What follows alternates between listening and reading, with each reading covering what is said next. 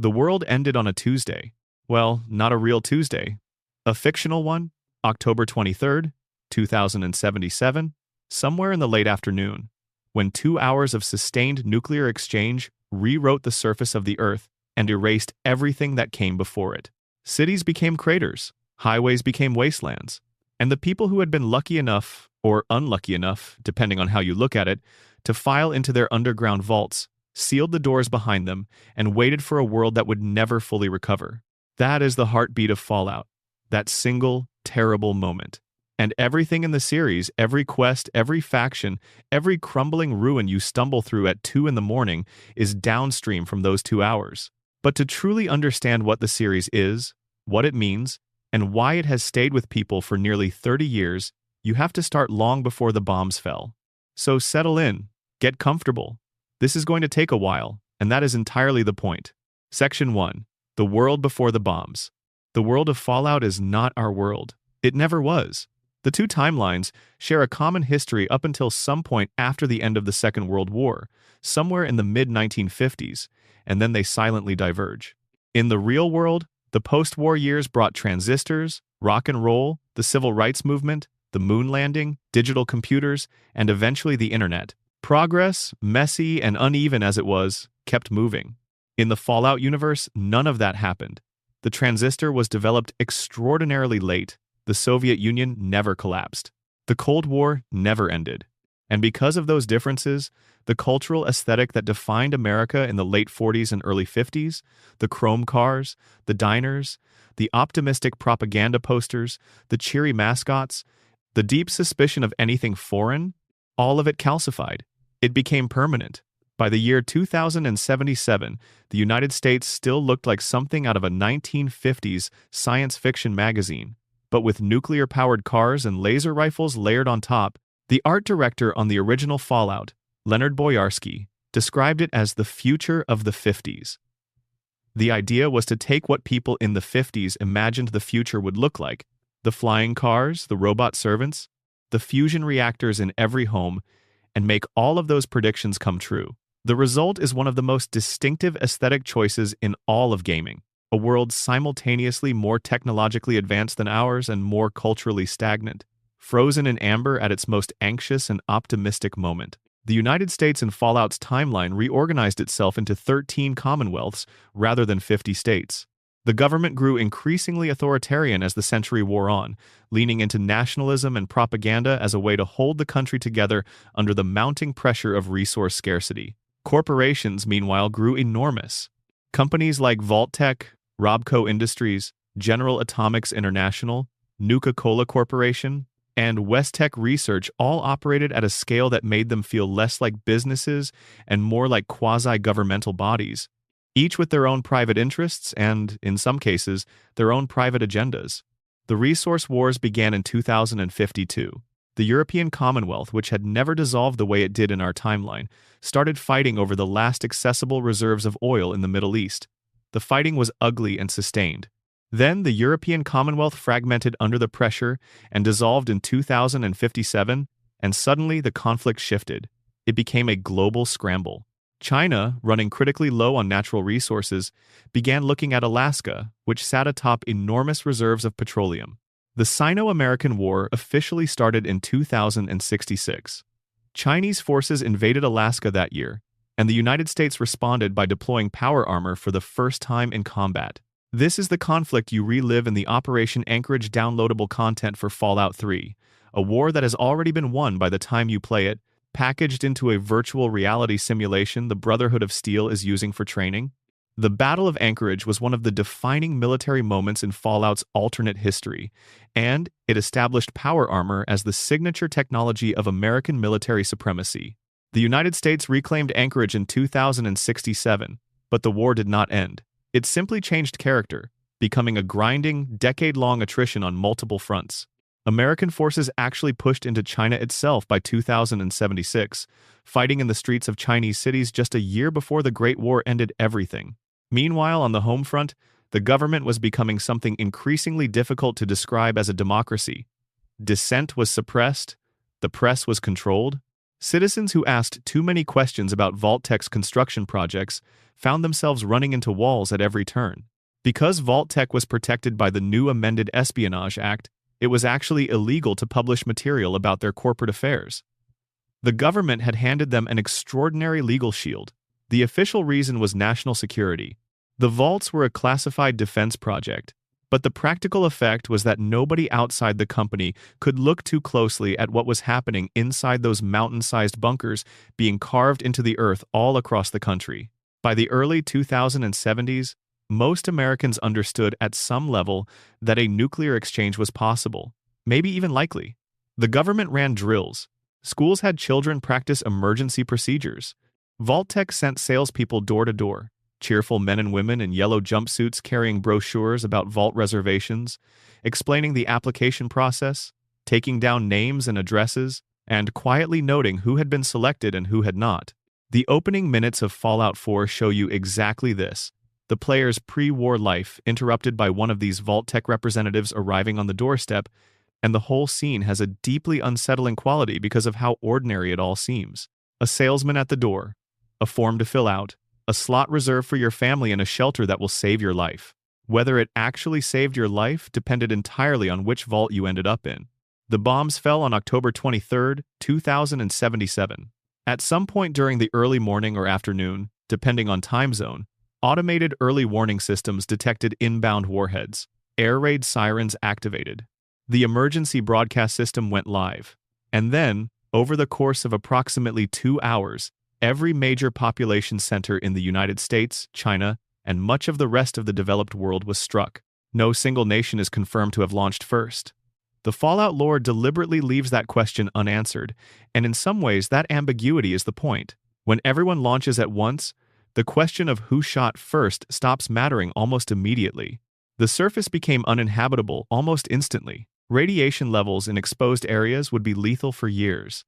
The nuclear winter that followed reduced temperatures, killed crops, and blotted out sunlight for an extended period. By the time the dust settled, roughly 2 centuries later, when most Fallout games take place, the United States as a political entity was completely gone. What remained was geography. But before we get to any of that, there is a company it's need to talk about. One that had been quietly planning for all of this for a very long time. Hey, if you're drifting off or just settling in for the night, drop a comment letting me know where you're watching from and what time it is. And if you haven't already, consider hitting subscribe. There's a lot more where this is coming from, and it helps more than you might think. Number Section 2. Vault-Tec, the company that sold salvation. Vault-Tec Corporation's official story was a simple one. They were America's partner in survival. When the unthinkable happened, when the bombs fell and the surface became uninhabitable, Vault-Tec's shelters would preserve the best of humanity, waiting underground in safety until it was time to emerge and rebuild. It was a beautiful story. It was also almost entirely false. The vaults were real, the shelters were real. 122 of them were constructed across the continental United States, enormous underground facilities capable of housing 1,000 people each, equipped with water purifiers, hydroponic gardens, medical facilities, recreational areas, and enough sealed supplies to last years. On paper, they represented the most ambitious civilian survival infrastructure project ever undertaken. In practice, they were something far darker. Vault-Tec's earliest recorded institutional history within the games begins around 2031, with the establishment of Vault-Tec University in Morgantown, West Virginia. You can visit this campus in Fallout 76, and what remains of it gives you a sense of how seriously the company took its academic identity. They trained engineers, scientists, administrators, and overseers, all within an environment that celebrated the company's mission with the kind of institutional fervor you associate with total commitment. The actual vault construction contract came later, in 2054, when the United States government formally commissioned Vault-Tec to begin building under Project Safehouse. Construction of the first proof-of-concept vault went underground in Los Angeles. More vaults followed across the country. By 2063, all but 2 of the vaults were complete, with Vault 13 and Vault 112 finishing slightly later, in 2074. Of the 122 vaults, only 17 were what researchers would later call control vaults. These were facilities without deliberate experimental conditions. intended simply to house their populations and release them at an appropriate time. 15 vaults failed outright, meaning their populations died, escaped prematurely, or the experiment became unworkable for some reason. The rest were the ones that make your stomach turn. Because here is the truth about Vault-Tec's Societal Preservation Program, which was the official name for the experiment layer of the Vault project. The experiments were not a side effect of the Vault program. They were the point. Vault-Tec executives and their associates had decided, at some level, that merely surviving the apocalypse was not enough. If the company was going to invest the resources required to build 122 underground cities, it should get something useful in return. And so they designed experiments, hundreds of them. Social experiments, biological experiments, psychological experiments, survival threshold tests. The populations who filed into those vaults had no idea. They were looking for safety. What they found was a laboratory. Vault 11 sits among the most philosophically disturbing in the franchise's history. The experiment was straightforward and vicious in equal measure. The vault's population was told, via an automated message, that one resident had to be sacrificed each year. If the vault failed to provide a sacrifice, the automated systems would kill everyone inside. So, every year, the population had to choose someone. Elections were held, factions formed.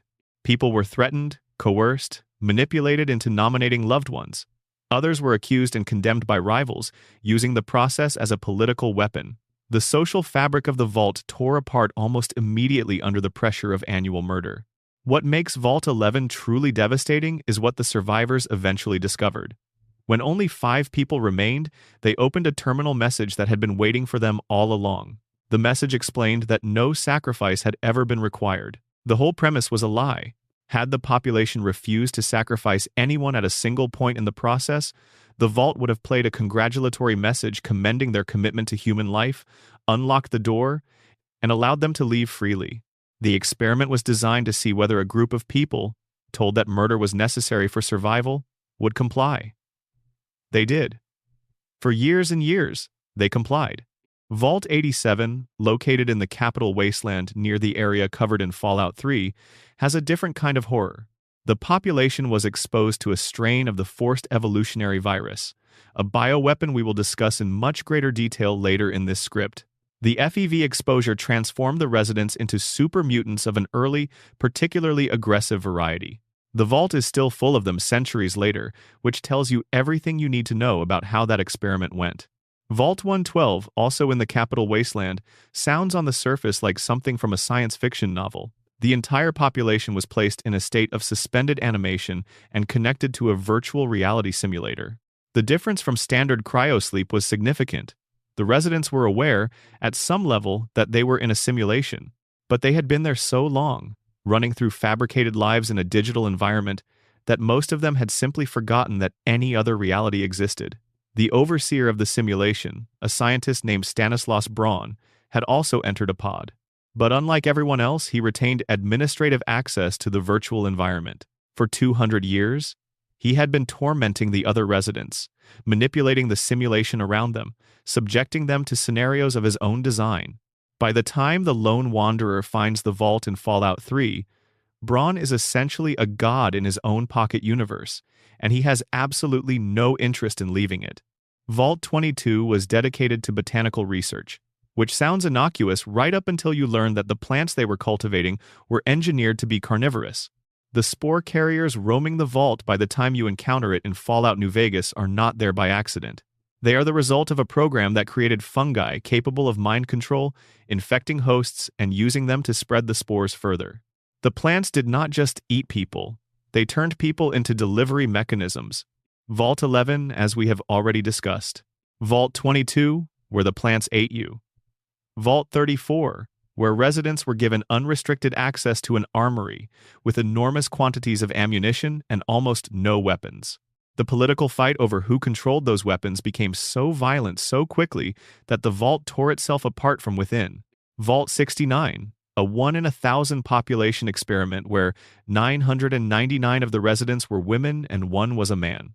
Vault 101, the vault from Fallout 3, which had a different kind of experiment entirely. The overseer was instructed by a message so deeply encoded in the vault systems that it felt almost like a foundational law. to never open the vault door, ever. Not when the outside became safe. Not for any reason. The population of Vault 101 was meant to remain inside forever, across multiple generations, forming a kind of sealed society with no exit and no option for escape. Vault 111, the vault in Fallout 4, froze its residents in cryogenic pods. Most of them died in their pods when the power supply fluctuated over 2 centuries of operation. The ones who survived were never thawed. The experiment had no scheduled endpoint. The sole survivor, the player character of Fallout 4, wakes up in their pod after 210 years only because a very specific chain of events forced the pods to open. Everyone else is simply still frozen, or dead in their capsule. And then there is the most quietly devastating fact about Vault-Tec's entire program. The executives themselves did not go into the vaults.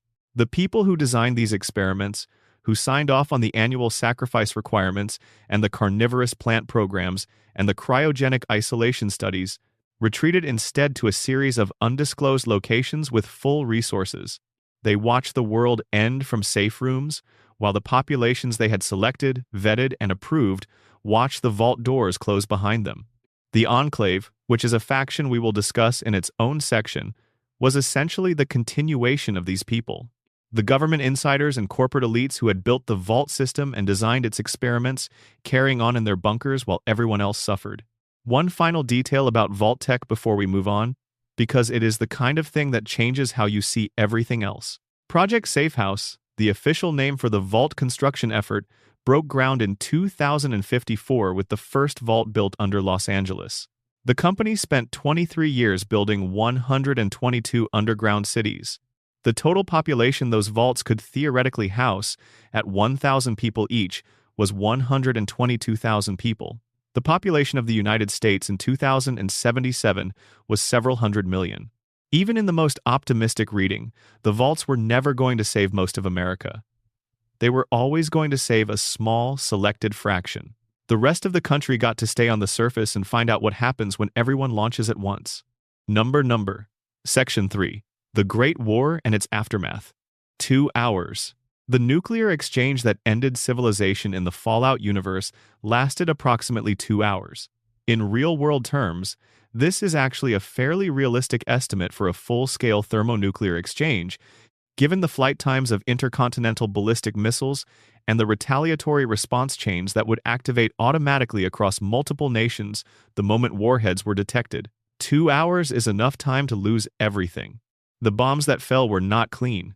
Nuclear weapons produce multiple distinct forms of damage, and the Fallout universe incorporates all of them with a thoroughness that the series uses to explain almost every environmental detail you encounter. The initial blast destroys structures within the immediate radius. The thermal pulse ignites fires across a wider area. The electromagnetic pulse, the EMP effect, destroys electronics, which is why so much pre-war technology, while physically intact in the ruins, is often non-functional without specialized parts or repairs. Then comes the radiation, both the immediate burst of ionizing radiation from the explosion itself and the longer-lasting fallout, the radioactive particles that rain down over days and weeks, contaminating soil, water, and air across enormous geographic areas. In the Fallout universe, the radiation had effects that real-world nuclear weapons would not produce, at least not in the forms depicted. Some humans exposed to radiation died quickly. Others, exposed to lower doses over time, or in circumstances that the game's lore gestures toward without fully explaining, became ghouls. Ghouls are one of the most tragic and nuanced elements in all of Fallout's world building. They are former humans, recognizable in their bone structure and their voices, but visually transformed into something that looks, at first glance, like a zombie. Their skin is desiccated and scarred, their cartilage often dissolved, their features distorted and stretched. They are effectively immortal, or at the very least extraordinarily long-lived, with individual ghouls in the games being confirmed survivors of the Great War itself, still walking around 200 years later. They cannot reproduce. They are also resistant to radiation in a way that humans are not. The tragedy of ghouls in Fallout is a social one as much as a biological one. Because they look frightening, because their appearance reads as monstrous to people who encounter them without context, they are systematically discriminated against. Entire settlements refuse to allow ghouls entry. In some places, ghouls are hunted. The term smooth skin is derogatory slang used by some ghouls for humans, and the reciprocal ugliness from the human side is even more pronounced. A ghoul who has lived for 200 years, who remembers the pre-war world, who has watched generations of humans fight and rebuild and destroy, is frequently treated with less dignity than a man who just crawled out of a vault an hour ago. Some ghouls eventually lose their minds. The lore calls this going feral, and it is one of the genuine tragedies built into the ghoul condition. The psychological pressure of immortality, the accumulated grief of watching everyone you knew die, the constant experience of social rejection across centuries, can apparently become too much. Feral ghouls are dangerous and non-communicative, reduced to a state of pure aggression. They are also deeply sad, in the way that most of Fallout's monsters are sad once you understand what they were before. The wasteland that the bombs created is not a uniform environment. Different games take place in different parts of what used to be America, and each one has a distinct environmental character. The capital wasteland of Fallout 3 encompasses what used to be Washington, D.C. and the surrounding area. It is a landscape of collapsed monuments and flooded streets, with the Jefferson Memorial converted into a water purification facility and the Washington Monument serving as a radio tower. The irony of those specific structures being the ones left standing is not subtle, but Fallout rarely traffics in subtlety. The Mojave Wasteland of Fallout New Vegas is one of the franchise's most interesting environments, precisely because it was almost not a wasteland at all. New Vegas, the city at the center of the game, survived the Great War because a man named Robert Edwin House had predicted the nuclear exchange years in advance and spent a personal fortune building missile defense systems capable of intercepting the warheads targeted at Las Vegas. He was slightly late. 68 bombs were meant for the Vegas area, and House's systems knocked down all but 9, which struck in the outskirts rather than the city center. The Strip, the casinos, the neon signs, most of it survived. New Vegas is the most physically intact major settlement in any Fallout game, precisely because one obsessively prepared man decided that civilization was worth keeping. The Commonwealth of Fallout 4 is the ruins of Boston, Massachusetts, and the surrounding region. It combines the industrial history of New England with the kind of dense, layered environmental storytelling that Bethesda has become expert at. The Institute, the shadowy organization at the center of Fallout 4's plot, is built in what used to be the Massachusetts Institute of Technology. Diamond City, the largest settlement in the game, is built inside Fenway Park. That detail alone tells you something about the particular kind of love that went into the world design of that game. Appalachia, the setting of Fallout 76, is in some ways the most interesting post-war environment because it is the one we see earliest after the bombs. 25 years after the Great War, the world is still visibly, freshly destroyed. Trees are still dead. Buildings are still mostly standing. The skeletal remains of the pre-war world are easier to read because they have not had 2 centuries of decay and vegetation to obscure them. But Appalachia also has its own particular horror, the Scorched Plague, a disease tied to the scorch beasts that roam the region, which represents a threat to human survival that the Great War did not create, but which the chaos of the immediate post-war years allowed to fester. Radiation, over the long centuries, did more than create ghouls. It mutated wildlife into the creatures that now define the wasteland's ecology. Rad scorpions are giant, aggressive, mutated scorpions descended from emperor scorpions. Radroaches are massive cockroaches, which anyone who has spent time in New York City would probably say is not so different from the pre-war version. Brahmin, the 2-headed cattle that serve as both livestock and pack animals throughout the wasteland, are among the most normalized mutations in the series, treated simply as the standard cattle of the New World. Bloatflies, mirelurks, Mallorats, Yaoguai, a creature that appears to be a heavily mutated bear. All of them were once something ordinary. Radiation made them strange. The food supply of the wasteland is a constant background concern in the games. Pre-war canned food is still technically edible 200 years later, though the games are careful to note it is not particularly safe. Fresh food can be grown, but contaminated soil and water make agriculture challenging. Settlements spend enormous energy on water purification, and the central quest of Fallout 3 is literally about building a working purifier large enough to supply the capital wasteland. Water is the resource that drives the conflict in the original Fallout game too. Where the water chip in Vault 13 breaks, and the player has to venture out to find a replacement before the vault's population dies of dehydration. Even in the ruins of civilization, the basic needs remain exactly the same. Number Section 4. Building the Wasteland. The origin of Fallout as a game. Fallout was not always going to be Fallout. The game that would become one of the most influential role-playing games ever made started as something considerably different, and the story of how it arrived at its final form is a series of accidents, disagreements, and last-minute decisions that, in retrospect, produced something much better than any of the original plans would have allowed. Interplay Entertainment, the company that developed the original Fallout, had its roots in a group of developers who formed the company in 1983. Founded by Brian Fargo and others, Interplay spent its first decade building a reputation for quality computer games, working with publishers including Activision and Electronic Arts before establishing itself as an independent creative force. The company had already made one game that would prove directly influential on Fallout. Wasteland, released in 1987, was one of the earliest post-apocalyptic role-playing games. Set in a devastated American Southwest and featuring many of the thematic elements that Fallout would later develop. Fallout was initially described internally as a spiritual successor to Wasteland.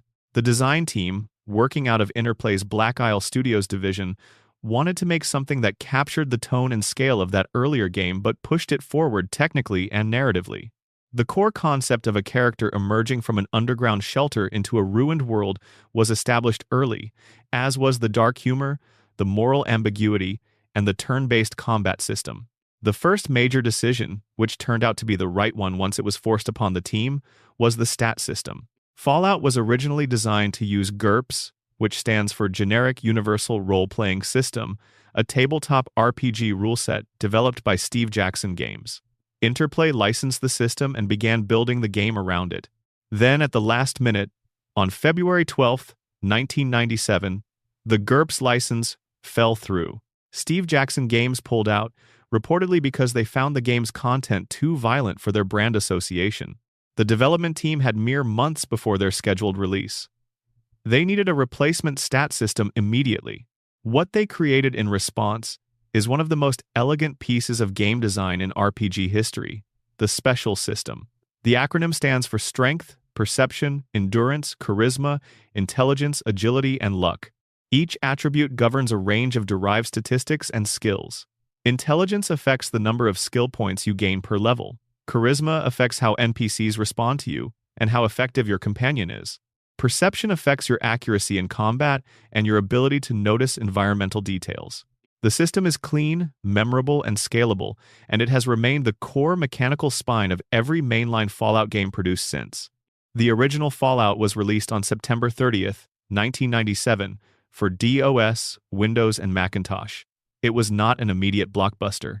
The game received positive reviews and was recognized immediately by the critics who played it as something special, but it sold modestly at first, eventually accumulating over 600,000 copies and establishing the foundation for a franchise. The setting of that original game, the Southern California wasteland of 2,161, 84 years after the Great War, was built with a specificity and a melancholy that elevated it beyond simple post-apocalyptic adventure. The ruins around Los Angeles had a character. The people surviving in them had histories. The town of Junktown was built from salvage. The hub was a trading city that had developed an entire economy around the scarcity of water. The Brotherhood of Steel, lurking in a mountain bunker and hoarding pre-war technology, had their own internal politics and philosophical disputes. Vault-13, where the player starts, had the specific, close quality of a place where people had been living in each other's pockets for decades. The player character of the original game was the Vault Dweller, an unnamed, fully customizable protagonist whose only identity was the one you gave them. This remained the approach through Fallout 2 and most subsequent games. Though Fallout 4 introduced a fully voiced protagonist for the first time, a change that proved genuinely controversial among the fanbase. The talking heads of the original Fallout deserve their own mention. When the game was released, full voice acting for an entire cast of characters was not technically feasible, but the development team wanted key NPCs to feel vivid and real. Their solution was to create high-quality animated portraits for the most important characters, faces sculpted from clay, scanned, and painstakingly animated to convey emotion and speak dialogue. The result was something genuinely striking for its time. Figures like the Master, the final antagonist of the original game, and Harold, a recurring character across multiple Fallout games who has a tree growing out of his head, who communicated with an expressiveness that full three-dimensional graphics of that era simply could not match. The Master himself deserves a moment here because he is arguably the greatest villain in the entire franchise. Richard Gray was a pre-war survivor who had the terrible misfortune of falling into a vat of forced evolutionary virus at the Mariposa military base. The FEV transformed him over a long period of exposure into something that was no longer entirely human, a vast, amorphous intelligence that had absorbed the DNA and fragments of consciousness from dozens of other organisms and people who had come into contact with the vats. The Master controlled a growing army of super mutants, and was attempting to convert all remaining humans, forcibly if necessary, into super mutants as well, under a philosophy he called the Unity.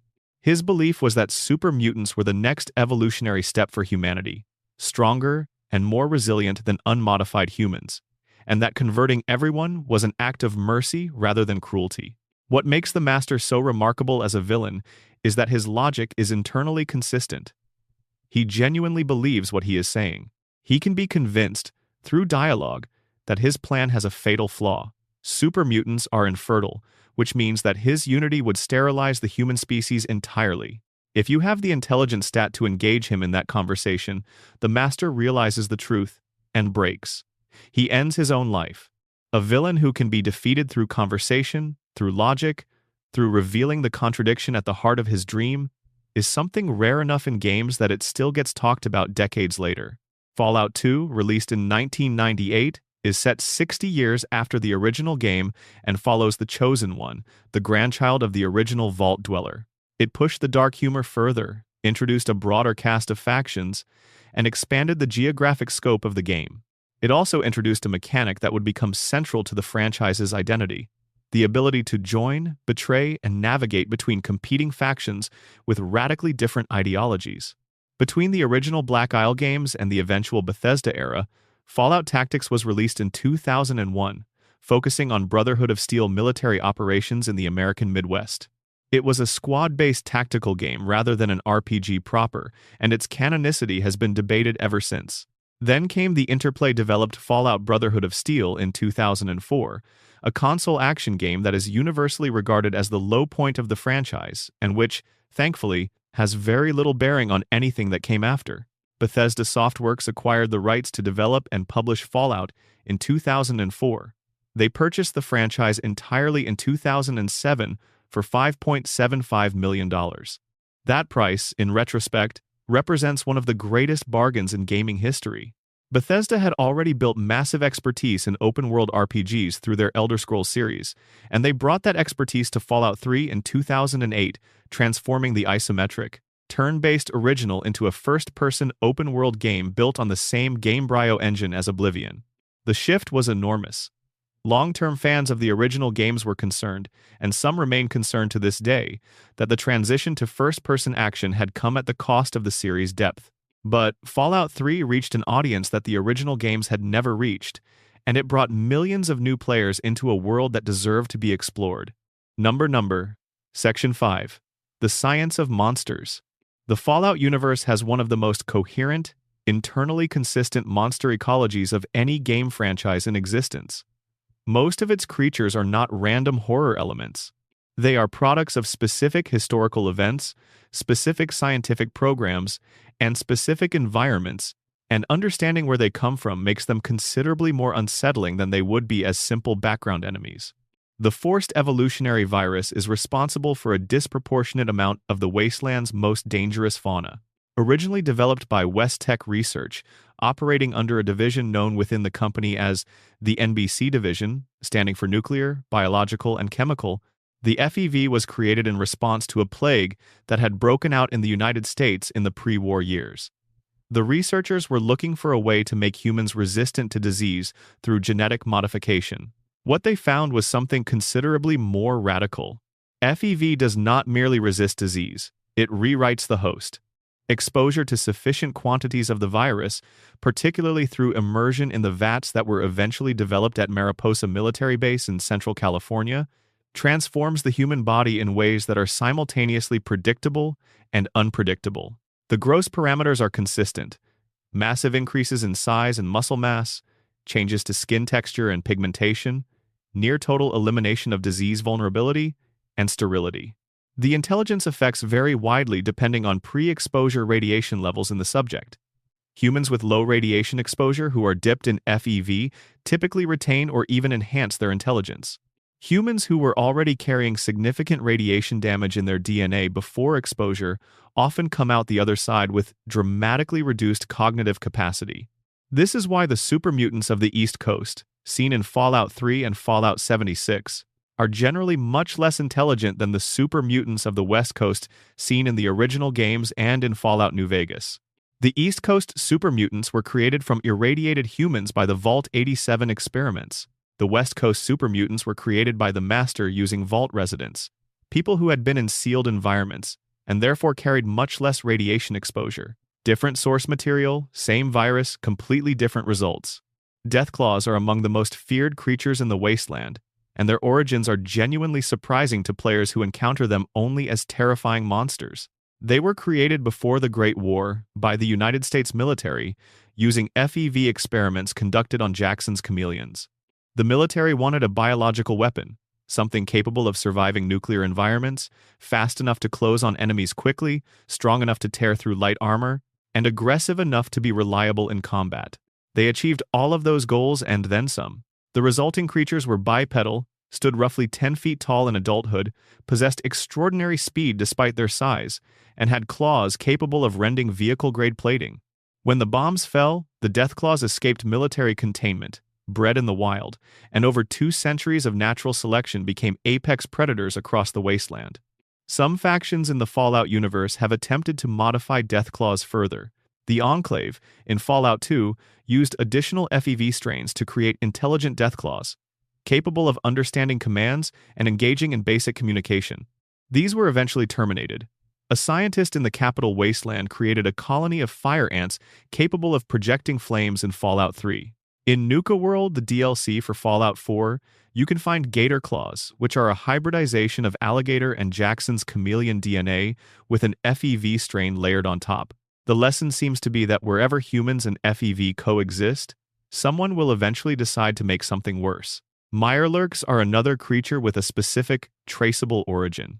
The various crab-like and turtle-like creatures that lurk in irradiated water bodies across the wasteland are descended from horseshoe crabs, snapping turtles, and other aquatic species that absorbed radiation through contaminated water supplies. They did not get dipped in vats. They just lived in irradiated water for long enough that natural selection, accelerated by ambient radiation, produced something large and hostile. The queen variants, which are genuinely enormous, are among the more terrifying encounters in Fallout 4, particularly if you run into one in an enclosed space without preparation. Yao Guai, the bear-derived creatures common in certain regions of the wasteland, are among the more sympathetic monsters in the series, despite being fully capable of killing you. They are still visibly bears. The mutation added aggression and size, but they retain the behavioral patterns of their progenitors, which means in some circumstances, including with the help of certain perks in Fallout 4, they can actually be tamed and used as companions. A mutant bear companion named Meatball, who follows you through the Commonwealth and occasionally has to be told to stop attacking settlers, is one of the many ways in which Fallout rewards experimentation. Rad scorpions are worth a separate note because the contrast between the real-world scorpion and the wasteland version is so extreme. Emperor scorpions. The scorpion species most commonly kept as exotic pets, and the most likely candidate for wild population exposure to FEV and radiation in the Fallout Southwest, are roughly 20 centimeters long at maximum. The rad scorpions you encounter in the games range from moderately sized, roughly the scale of a large dog, all the way to the albino rad scorpion variants in Fallout New Vegas, which are large enough to be major boss encounters. 200 years of radiation and isolated breeding have not been kind to whatever scorpions used to live in Arizona and California. Rad roaches are perhaps the most philosophically satisfying monsters in the series. The real-world trope that cockroaches would survive nuclear war is so ingrained in popular culture that it has become a cliché. Fallout commits to the premise entirely. Rad roaches survived. They are large, they are aggressive when threatened, and they are everywhere, from vault crawl spaces to metropolitan ruins. They are also, in the grand hierarchy of wasteland threats, absolutely laughable. A level 1 character can kill a radroach with a few well-placed swings of a tire iron. They are the slime enemies of the Fallout monster ecology, numerous, familiar, and completely beneath the contempt of anyone who has survived a deathclaw. Bloatflies are flies that have mutated to the point of being able to project larval projectiles at enemies, which is a sentence that the writers of the original game clearly thought was funny and which has aged into something deeply disturbing. The larvae they fire are toxic. Getting hit by one has a chance of applying a poison effect that damages you over time. A giant fly that can shoot poisonous maggots at you from range is not a creature that any reasonable person should have to deal with, and yet here we are. The gulpers, specific to Fallout 76's Appalachian environment, are mutated salamanders that have grown to roughly the size of a large dog and developed ambush predator behaviors. They tend to hide in foliage and lunge when you pass. The glowing variety, which carries ambient radiation that damages you just by standing near it, is one of the more interesting design choices in the game, using a purely visual cue, the bioluminescent glow, to communicate danger. Then there are the creatures that the FEV made specifically strange. Centaurs, which appear in the original Fallout games, are the products of the Master's super mutant making process applied to animals rather than humans, or to combinations of humans and animals simultaneously. The results are deeply wrong. Multiple limbs, mouths in unexpected places, bodies that look like they were assembled from spare parts by someone working from a description of a living creature rather than any experience with one. They are not particularly dangerous by mid to late game standards, but they are among the few creatures in the franchise that produce genuine disgust rather than fear. Number Section 6. The factions' ideologies in the Ash. One of the things that distinguishes Fallout from most post-apocalyptic franchises is its commitment to political complexity. The factions that have evolved in the ruins of the old world are not simply good guys and bad guys. They are competing answers to a genuinely difficult question. What do you do with a dead civilization? How do you rebuild? What do you preserve and what do you discard? What does humanity owe itself after it has already destroyed itself once? The Brotherhood of Steel is the faction most closely associated with the series from a branding perspective. They appear in every mainline Fallout game, they are prominently featured in the Amazon television series, and their power armor silhouette has become as much a symbol of the franchise as the Vault Boy. Their origin story is one of the most interesting in the series. Roger Maxson was a captain in the United States Army, stationed at Mariposa Military Base in California, which was secretly a forced evolutionary virus research facility. When Maxson discovered that his commanding officers had been conducting human experimentation on civilian prisoners using the FEV, he made the kind of decision that people in history make very rarely. He stopped following orders. He had his commanding officers arrested, reported the crimes to the Pentagon, and waited for a response. The response he got was bureaucratic silence, followed by October 23, 2077. When the bombs fell, Maxson's unit was still at Mariposa. He declared himself independent from the United States government, which had just ceased to exist, and led his people in a march to Lost Hills bunker in California. They took with them the pre-war technology, the weapons, the power armor, and the technical archives of the base. In the following years, they became the Brotherhood of Steel, an organization built around two principles: preserving advanced technology and preventing it from falling into the hands of people who might misuse it. The philosophy is internally coherent. Technology without wisdom is what caused the Great War. Keeping the most dangerous technology out of general circulation is a form of harm reduction. But the Brotherhood's problem, the thing that critics within the lore consistently point at, is that hoarding technology does not help anyone outside the Brotherhood. Settlements struggling to survive get no benefit from the laser rifles locked in Brotherhood vaults. Communities fighting off raiders with pre-war pistols are not served by an organization that collects nuclear hardware and considers itself the custodian of civilization without distributing any of civilization's tools. Different Brotherhood chapters have approached this tension differently. The original chapter at Lost Hills, as seen in the earliest games, is deeply isolationist.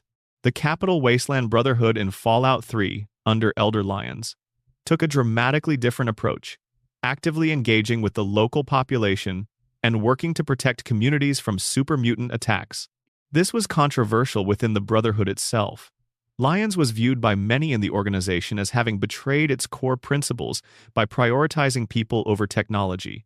The Far Harbor chapter seen in the Fallout 4 DLC has its own splinter philosophy. By the time the Amazon series takes place, in 2296, the Los Angeles Brotherhood has its own distinct character again, showing an organization that continues to adapt even as its core identity remains recognizable. The New California Republic is the faction that represents, however imperfectly, the attempt to rebuild something recognizable as a functioning state.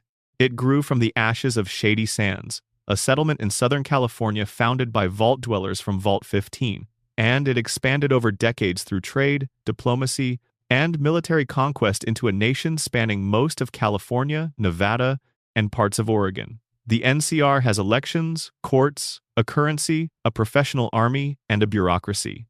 It also has corruption, political gridlock, overextension, and the particular kind of institutional arrogance that comes with being the largest organized power structure in the region.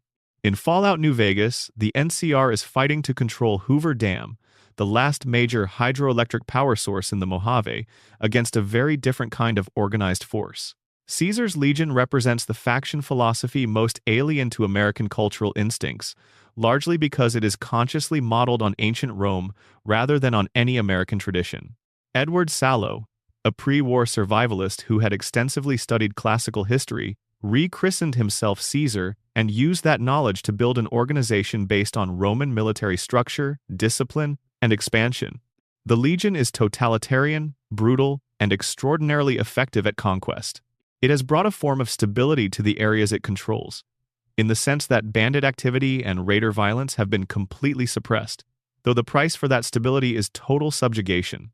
Joshua Graham, Caesar's co-founder, is one of the most compelling characters in Fallout New Vegas without even being physically present for most of the game. Graham was the Legion's first legate, its top military commander, who led the defeat at the First Battle of Hoover Dam.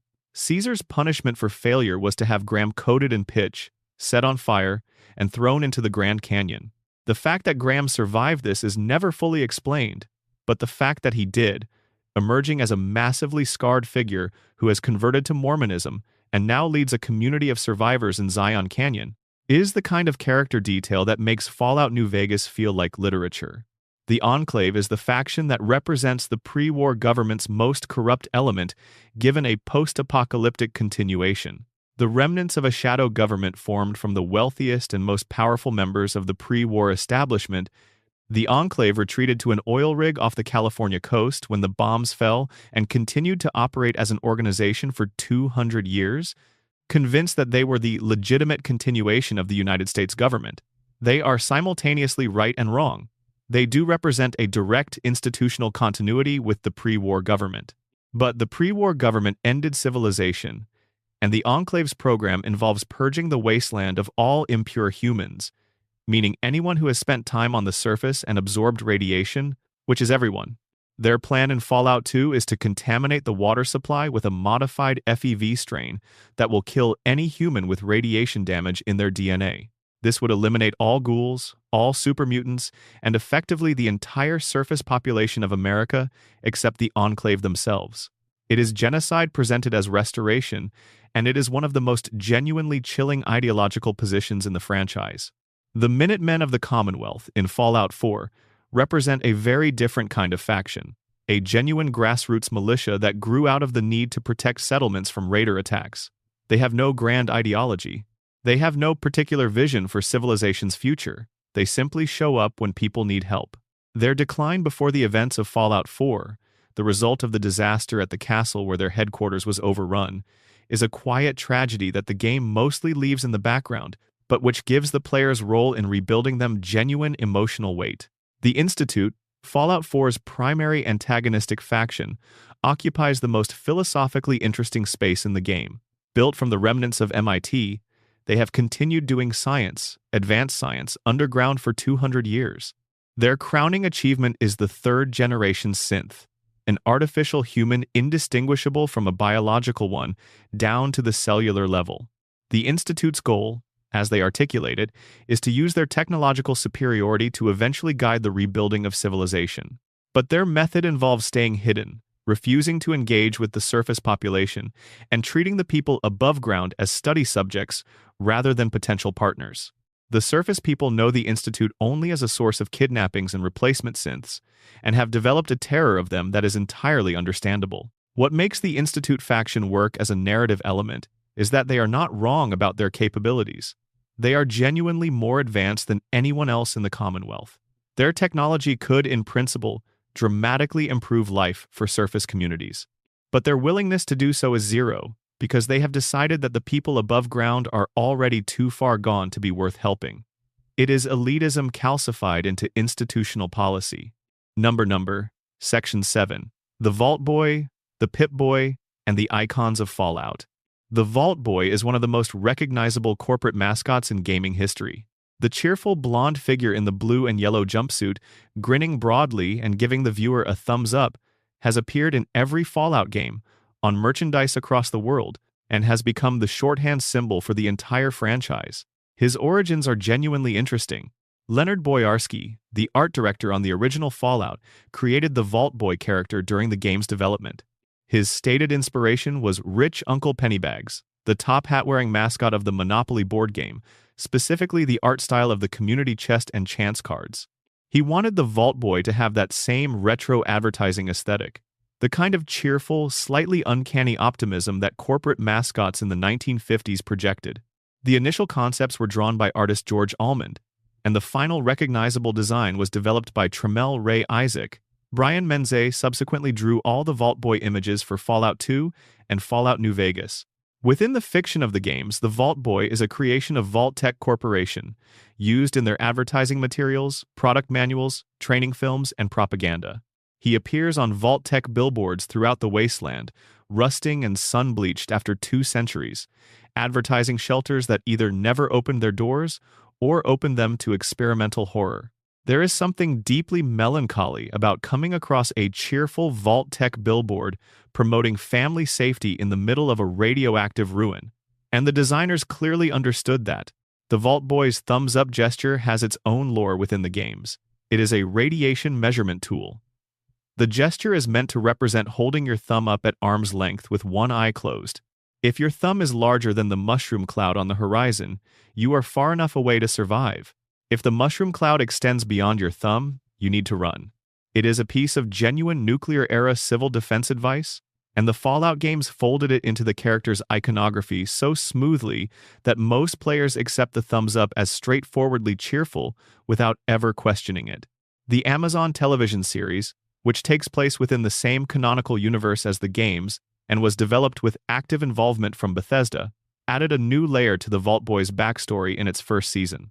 According to the show, the original Vault Boy was not a drawing, but a person. Cooper Howard, an actor who worked as a Vault-Tec brand representative before the war, became the model for the illustrated mascot after his relationship with the company soured. His cartoon likeness was used as the face of Vault-Tec's survival brand even after the real man had turned against what they represented.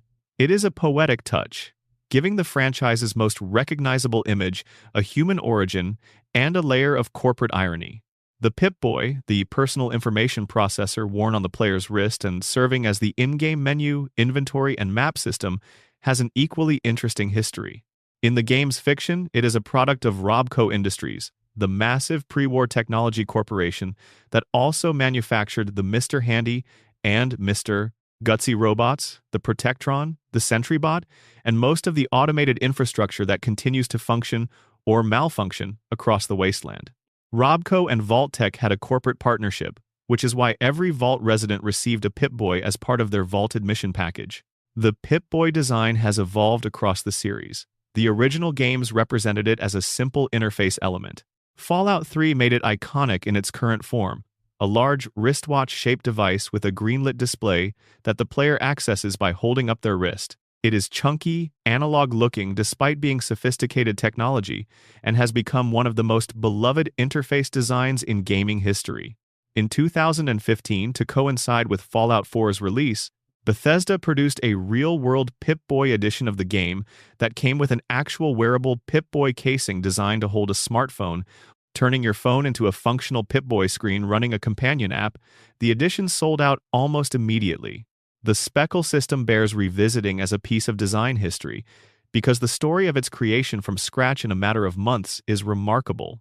When the GURPS license fell through in February 1997, the development team had less than 8 months until their planned release date. Lead designer Chris Taylor, working with the broader team, developed the Spectial acronym and the attribute weights in a compressed timeline. The genius of the system is not any individual attribute but the way they interact. A character with high intelligence gains more skill points per level, making them more versatile. But if you dump all your points into intelligence, you will have a frail, weak character who has to talk or sneak their way past problems rather than fighting through them. The system rewards thoughtful building without punishing unconventional choices. The perk system, which layers on top of Spectial and gives players additional abilities at level milestones, has become one of the most imitated mechanics in gaming. The Vault Boy illustrations for each perk, showing the character cheerfully demonstrating the relevant ability, are one of the defining visual elements of the franchise. A perk called Bloody Mess, which increases the graphic violence of enemy death animations, has a Vault Boy illustration that is genuinely hilarious. So does Cannibal, which allows you to eat fallen enemies. The dark humor of the franchise is never more concentrated than in those little illustrations. Bobbleheads, the small Vault Boy figurines found throughout the game worlds, each one permanently increasing a special attribute when collected, have become collectible items in the real world as well as the game world. Funko Pop-style Vault Boy bobbleheads have been sold in enormous quantities, and the visual of the Vault Boy bobblehead sitting on a ruined desk in a post-apocalyptic office has become one of the most iconic images associated with the franchise. Nuka-Cola, the ubiquitous pre-war soft drink that appears in every game, deserves its own mention in this section because it is perhaps the most fully realized fictional brand in gaming. Every Fallout game features Nuka-Cola in some form, and the lore around the brand is extraordinarily detailed. The original formula, with its mild radioactive kick, was actually the result of an accidental contamination during production that turned out to be marketable rather than dangerous. Nuka-Cola Quantum, the rarest and most valuable variant, which glows blue, became a central plot element in Fallout 3. Nuka World, the Fallout 4 DLC, is built around an entire theme park dedicated to the brand, and within it you can find dozens of unique Nuka-Cola variants, each with different effects and backstories. Sunset Sarsaparilla, the Nuka-Cola rival from the Mojave Wasteland in Fallout New Vegas, has its own elaborate lore.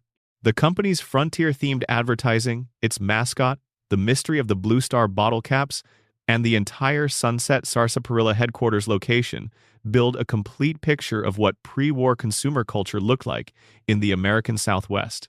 The fact that someone at Obsidian Entertainment cared enough to build out an entire competing brand ecosystem in a game already overflowing with content says something about the level of commitment that went into that title. Number. Section 8. 18 Months of Madness, The Making of New Vegas. Fallout New Vegas, released on October 19, 2010, is widely regarded as the best Fallout game ever made.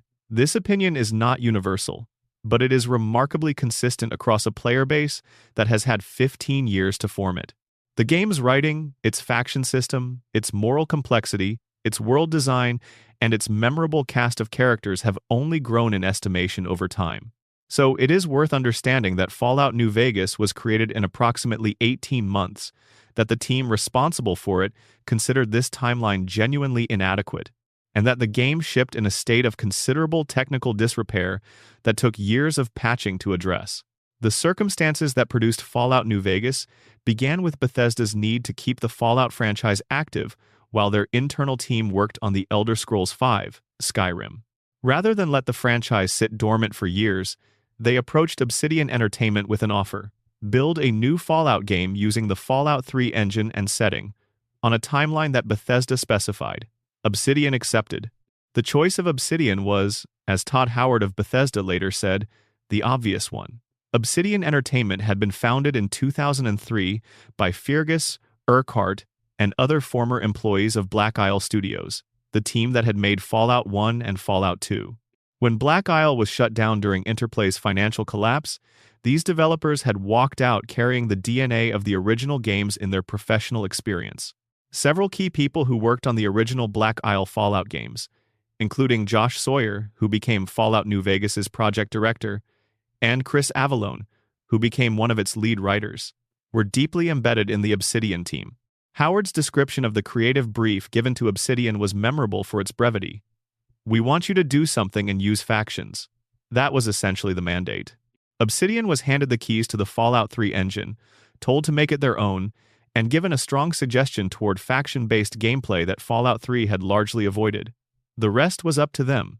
What Obsidian came up with was something that managed to feel simultaneously familiar and radically different from Fallout 3. The Mojave Wasteland, built around the ruins of Las Vegas and the surrounding desert, had a different atmosphere from the gray-green grimness of the Capital Wasteland. It was sun-bleached and arid, full of hard light and long distances. The story of a courier shot in the head and left for dead in a shallow grave, who wakes up and has to reconstruct what they were carrying and why someone wanted them dead, was immediate and personal in a way that Fallout 3's family reunion narrative was not. The faction system that Obsidian built out from Bethesda's instruction is genuinely remarkable.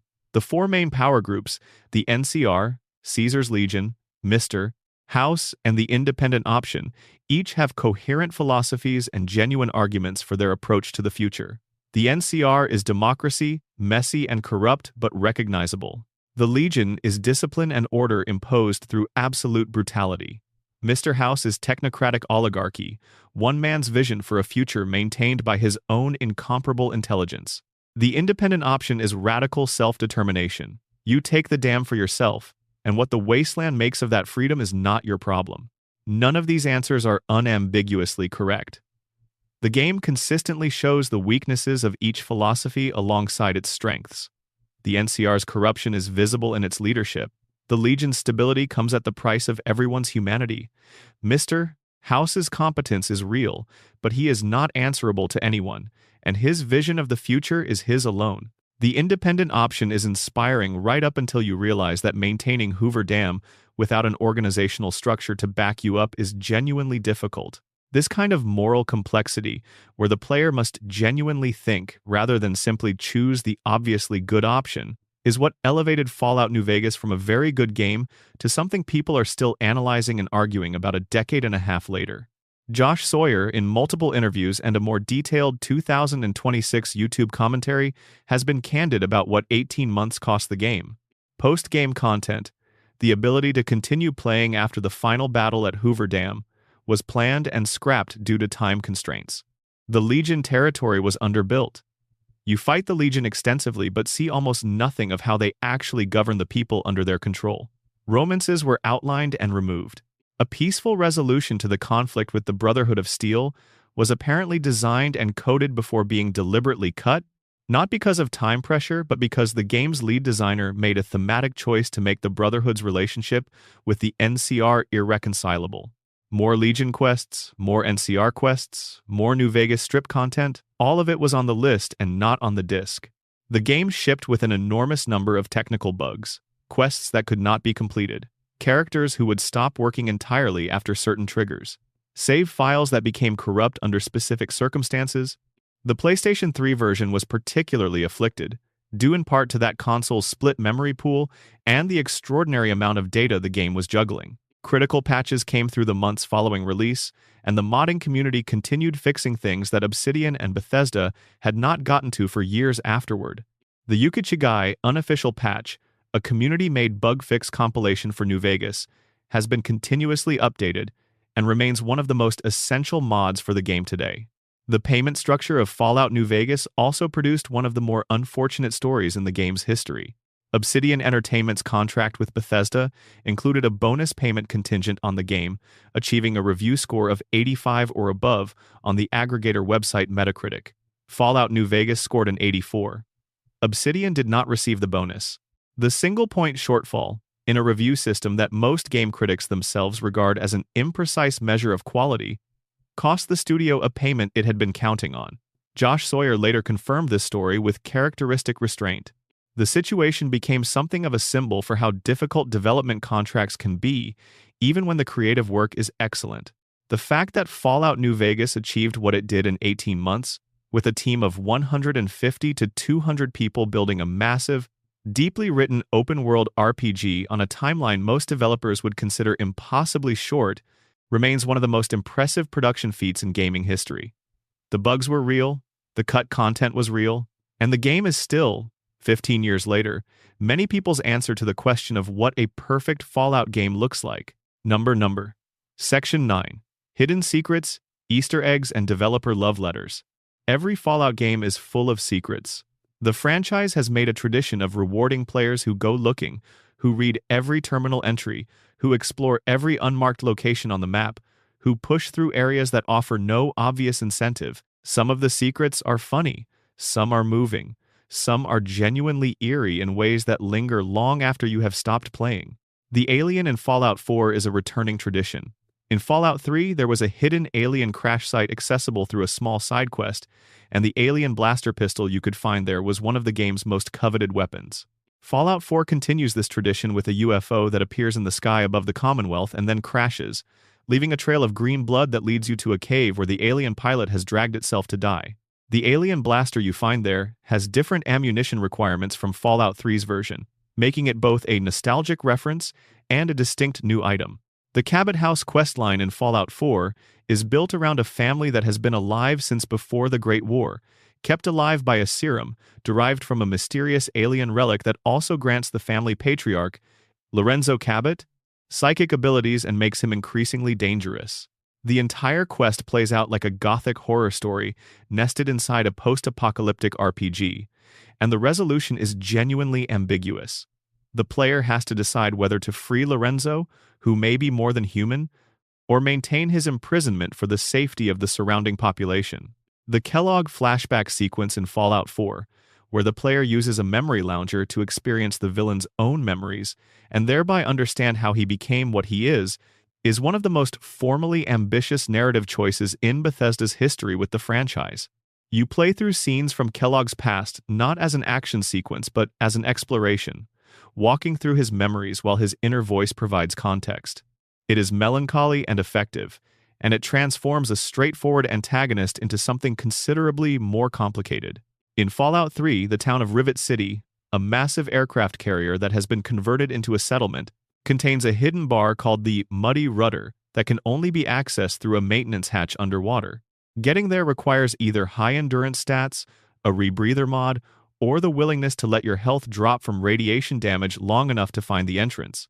The bar itself is a melancholy little place staffed by a bartender named Bannon, who is involved in a subplot about Rivet City's political intrigue that most players never discover because they never find the bar in the first place.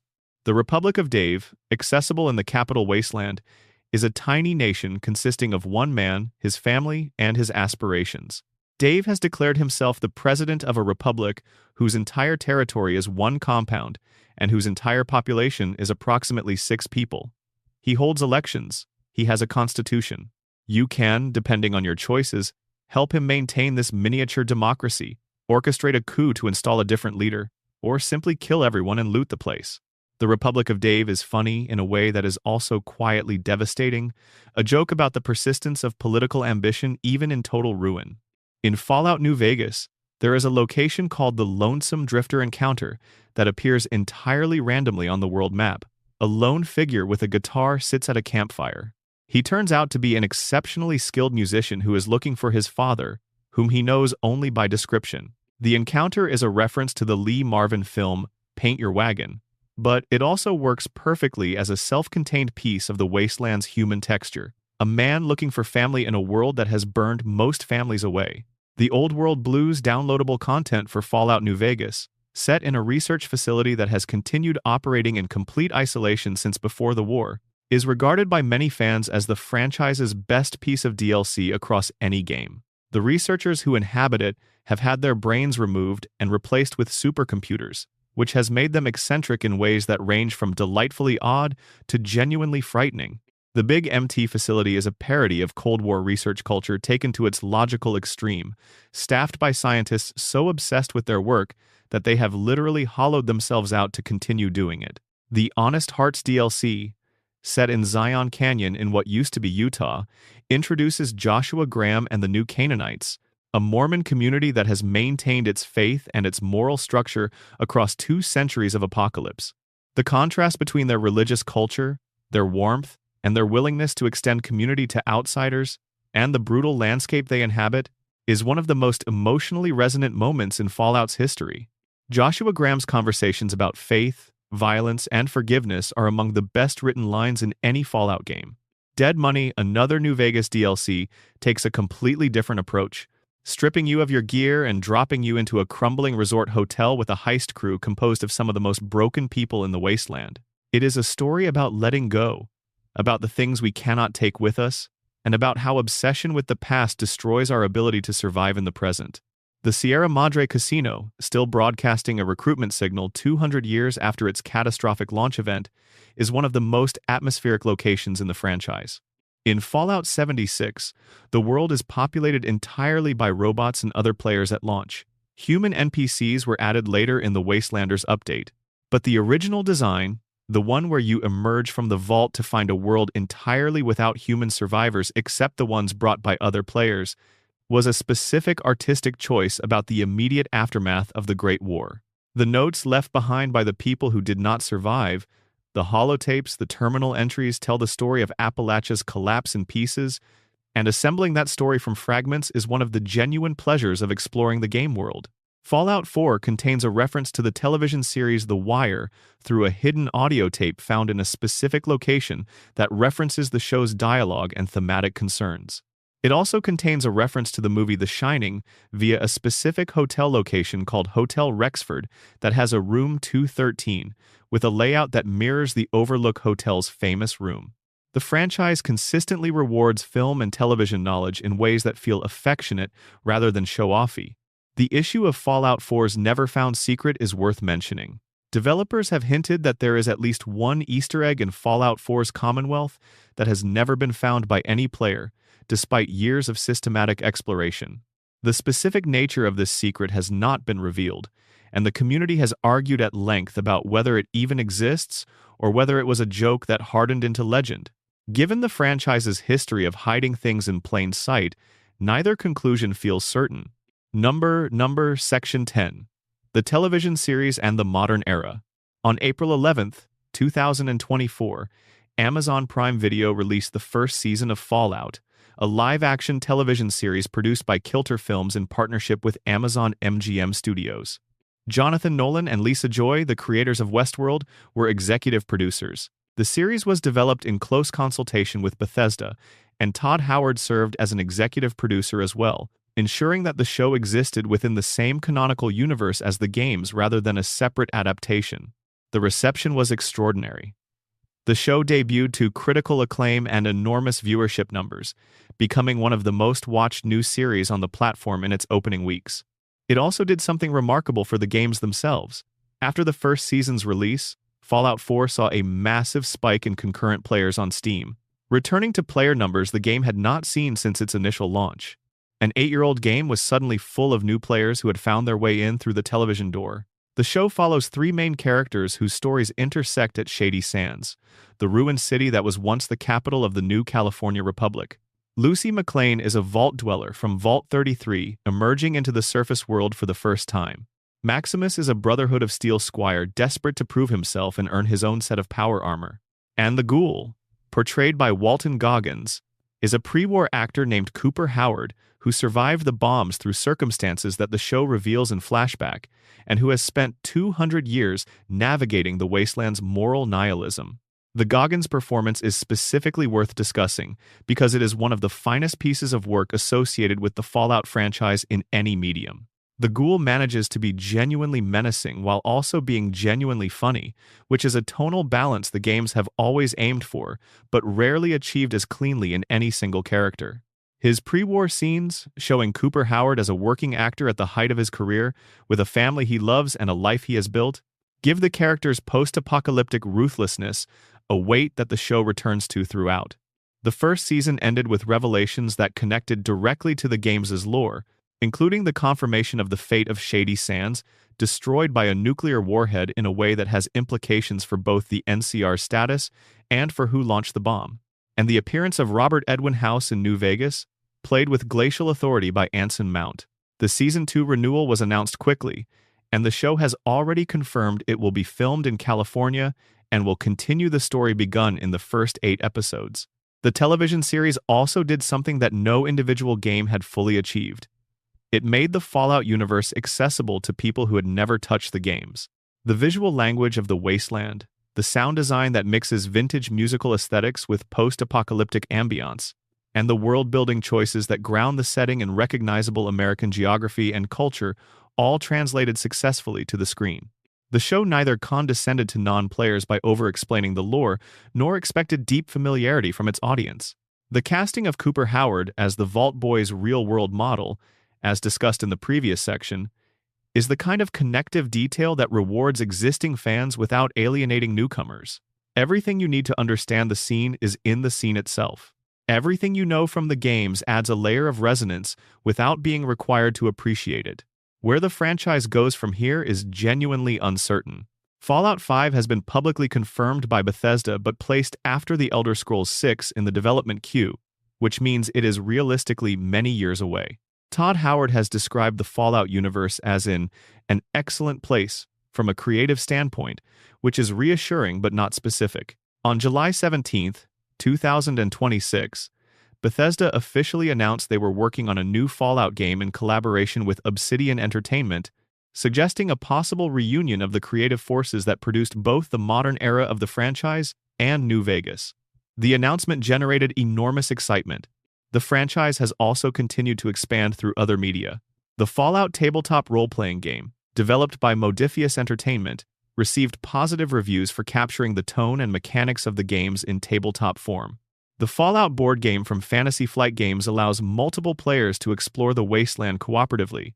Merchandise, from collectible figures to officially licensed replicas of in-game weapons, has become a substantial business in itself. Number Section 11. Nuka-Cola, Sunset Sarsaparilla, and the culture of the wasteland. The pre-war culture of the Fallout universe is one of its most carefully constructed elements.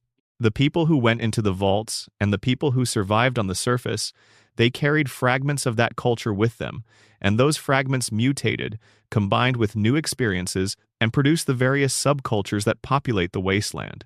Nuka-Cola is the most visible symbol of pre-war consumer culture, and its survival in the wasteland is strangely appropriate. The company that made it was massive.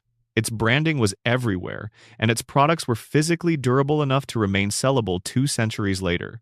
The original Nuka-Cola formula included a small quantity of a radioactive isotope called Nuka-Cola Quantums 17, which gave the drink a very mild radioactive kick that was marketed as part of the refreshing tingle. Pre-war America apparently decided that a soft drink with trace amounts of radiation was a selling point rather than a liability, which tells you something about the Fallout universe's relationship with nuclear power. Nuka-Cola Quantum, the blue glowing variant, is produced by a different process involving a beryllium agitator and a specific type of isotope. In Fallout 3, it is one of the most valuable trade goods in the game, with each bottle worth considerably more than standard Nuka-Cola. The quest to collect Nuka-Cola Quantums for a vendor in Rivet City, a simple collection quest on paper, leads you through some of the game's most memorable environments. Nuka World, the final major DLC for Fallout 4, is a theme park built around the Nuka-Cola brand that opened just before the war and closed permanently when the bombs fell, trapping a variety of unfortunate people inside and creating the initial raider presence that the DLC begins with. The park's different themed zones, Galactic Zone, Safari Adventure, Kitty Kingdom, the Nuka-Cola bottling plant, are individually detailed with their own histories, their own pre-war stories about the people who worked there, and their own post-war horror. Nuka-Cola Quartz, which glows white and provides night vision. Nuka-Cola Victory, which glows orange and boosts damage resistance. Nuka-Cola Wild, which tastes of fruit and provides increased carry weight. The brand expanded through DLC into a dozen distinct variants, each with different effects and different backstories. Sunset Sarsaparilla, the Mojave's local beverage brand, is built with equal care. The company was a regional operation based in Nevada, positioning itself as the drink of the frontier, the choice of cowboys and gunslingers and people who lived beyond civilization's polished edges. The Sunset Sarsaparilla headquarters in Fallout New Vegas is a genuinely memorable location built around the mystery of the Blue Star bottle caps, which are rumored to entitle the holder to a legendary prize. Following that mystery to its conclusion is one of the sadder side stories in New Vegas, involving a man who spent his entire post-war life collecting Blue Star caps and what he finds when he finally reaches the headquarters. Music is one of the ways the Fallout franchise most effectively communicates its aesthetic, and the music choices for each game are deliberate and significant. The original Fallout used an original ambient score by Mark Morgan, electronic and unsettling, full of low drones and synthesized textures that communicated desolation without sentimentality. Fallout 2 continued this approach. Fallout 3 introduced the practice of using licensed pre-war music, playing through the in-game radio stations that became one of the franchise's defining characteristics. Galaxy News Radio in Fallout 3 broadcasts a mix of pre-war jazz, swing, and pop, punctuated by the commentary of Three Dog, an in-game DJ who operates as both a news source and a moral cheerleader.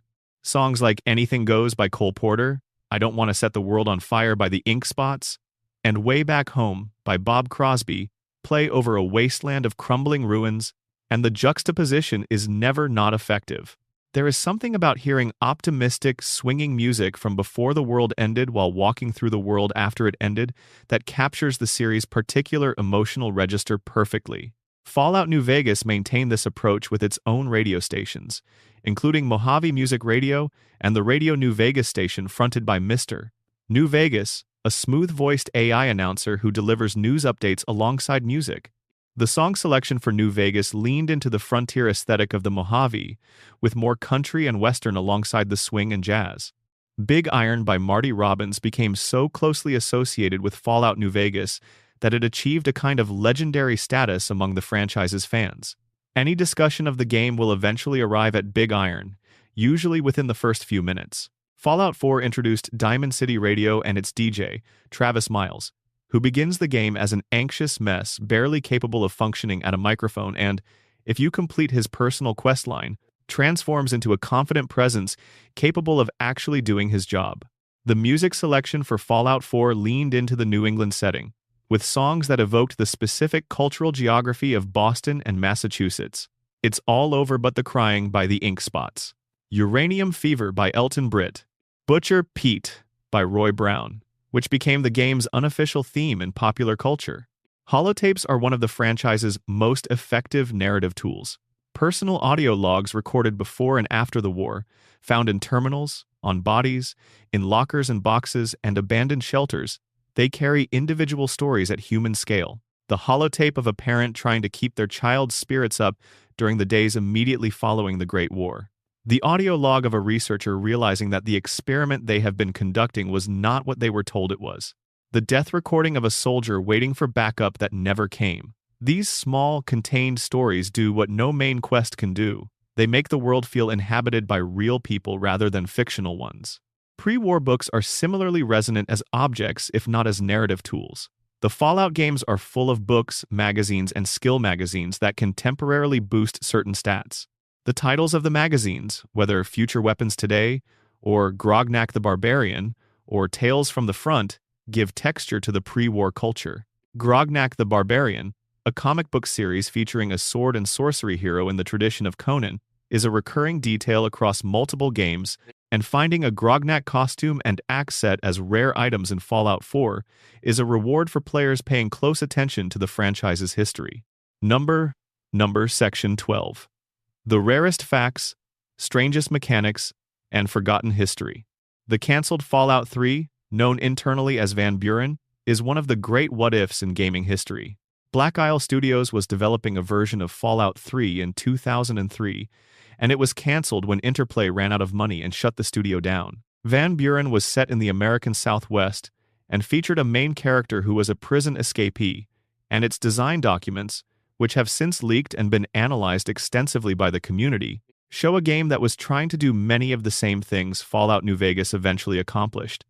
Complex faction politics, significant consequences for player choices, and a world that felt genuinely alive with competing interests. Several key concepts from Van Buren eventually made their way into Fallout New Vegas, including Caesar's Legion, which was designed for the cancelled game before being adapted for New Vegas.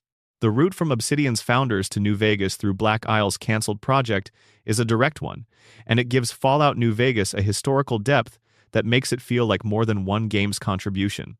The tactics game, Fallout Tactics: Brotherhood of Steel, released in 2001, was a squad-based strategy game that took the franchise in a genuinely different mechanical direction. You commanded a squad of Brotherhood initiates through a series of tactical missions, and the game featured a turn-based or real-time with pause combat system quite different from the original game's pure turn-based approach. Its canonicity has always been contested. Some of its events are referenced in later games, but other elements conflict with established lore, and the Fallout Wiki generally treats it as partially canonical. One mechanical detail in tactics that rarely gets discussed is the animal companions. You could recruit Brahmin, dogs, robots, and even Deathclaws to your squad if you had the right perks and skills. Commanding a Deathclaw through a squad tactics mission is exactly as absurd and satisfying as it sounds, and its presence in the game is an early example of the franchise's willingness to let the player approach situations in ways the designers clearly did not expect. The original Fallout's time limit is one of its most discussed design decisions. The original game gave you a hard time limit of 150 days to find a working water chip and return it to Vault 13. Failing to do so resulted in a specific game-over ending where the vault's water supply fails and the vault dies. Later in the game, a second time limit was introduced. The Master's army would eventually attack Vault 13, and if you had not stopped the super mutant threat by that point, the vault's population would be killed or converted. These time limits were controversial because they prevented extended exploration, but they also gave the wasteland a genuine sense of urgency that the modern, open-ended Bethesda games do not replicate. VATS, the Vault-Tec assisted targeting system, is the game mechanic most strongly associated with the Bethesda era of Fallout. In the original games, combat was turn-based, and you could spend action points to target specific body parts in an attempt to cripple enemies. In Fallout 3, this was translated into VATS, which slows time to near zero while you target specific body parts with percentage chance accuracy ratings. The system was a deliberate bridge between the turn-based roots of the franchise and the real-time action expectations of a modern console audience, and it worked well enough that it has remained in every subsequent game. The specific percentages in VATs are determined by a formula that takes into account your weapon's accuracy rating, your own stats, particularly perception and agility, the distance to the target size, whether the target is moving, and your current state of health. A crippled arm reduces VAT's accuracy. Crouching while hidden increases it. The specific body part targeted matters. A headshot has a lower hit chance but much higher critical hit potential, while a shot at the torso has a higher hit chance but lower critical multiplier. The Fallout Shelter mobile game, released in 2015 as a companion to Fallout 4's announcement, became one of the most successful mobile games of its year. It placed the player in the role of overseer, managing a vault's population, resources, and defenses. The meta-commentary of having the player simulate exactly the role that caused so much suffering in the franchise's fiction was not lost on critics, and the game's popularity introduced a new generation of players to the franchise through a format that did not require the investment of a full $60 game. The permadeath mechanics of certain Fallout modes deserve a mention. Fallout 3, New Vegas, and 4 all include a hardcore or survival mode that dramatically increases the game's difficulty and, in some versions, imposes permadeath on companions who die in combat. Fallout New Vegas's hardcore mode required you to manage hunger, thirst, and sleep alongside standard health and radiation management, and healing items worked over time rather than instantly. Playing on hardcore mode in New Vegas is one of the most immersive ways to experience a Fallout game, because the material stakes of every encounter feel genuinely real. The legendary system in Fallout 4, where enemies above a certain threshold can drop weapons and armor with random special modifiers, has generated an enormous amount of community analysis and theory crafting. The two-shot modifier doubles the projectiles fired per shot. Explosive adds an area of effect component to every hit. Bloodied increases damage as your health decreases, creating a high-risk, high-reward playstyle that can produce some of the most powerful builds in the game. Hunting for specific legendary item rolls became a significant portion of the endgame for many players, essentially constituting a randomized loot system in a game that otherwise had relatively predictable item placement.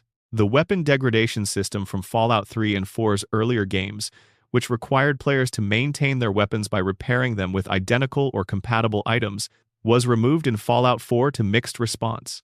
Some players found maintenance tedious. Others found it an important part of the survival atmosphere, forcing you to scavenge strategically and think about the long-term sustainability of your chosen playstyle. The removal of the system in favor of the settlement building and modding mechanics of Fallout 4 represented a deliberate design philosophy shift. The settlement building system of Fallout 4, which allowed players to construct and manage communities of survivors in the Commonwealth, was technically groundbreaking and divided the fanbase fairly cleanly. Players who enjoyed the creative sandbox elements of games like Minecraft found enormous satisfaction in building elaborate settlements, designing defensive walls, placing turrets, connecting water purifiers to power sources, and managing the happiness of their settler populations. Players who came to Fallout for the story and role-playing elements found the settlement system an intrusion into the experience they wanted, particularly because many of its mechanics were tied to the main questline in ways that felt mandatory rather than optional. One of the development facts about Fallout 4 that rarely comes up in casual conversation is the scale of its voice acting. The game contains over 111,000 lines of dialogue, making it one of the most extensively voiced games ever produced at the time of its release. The player character, fully voiced for the first time in franchise history, alone contributes a significant portion of that total. Brian T. Delaney voiced the male sole survivor, and Courtney Taylor voiced the female version, and both performances were praised for their emotional range, particularly in the game's early scenes before the war, where the character's pre-apocalypse life is established. The affinity system with companions in Fallout 4 tracks your relationship with each companion through your actions in the world. Companions like Piper, Nick Valentine, and Kate each have preferences and aversions. Doing things they approve of raises their affinity score, and doing things they disapprove of lowers it. Reaching maximum affinity with a companion unlocks a unique perk associated with that character and, in most cases, the option to pursue a romantic relationship with them. The system encourages players to think about how their companions experience the world alongside them, even if the companion AI cannot always keep up with that thematic intention. Nick Valentine, the synth detective operating out of Valentine's detective agency in Diamond City, is consistently named by fans as Fallout 4's best companion, and the reasons are not hard to identify.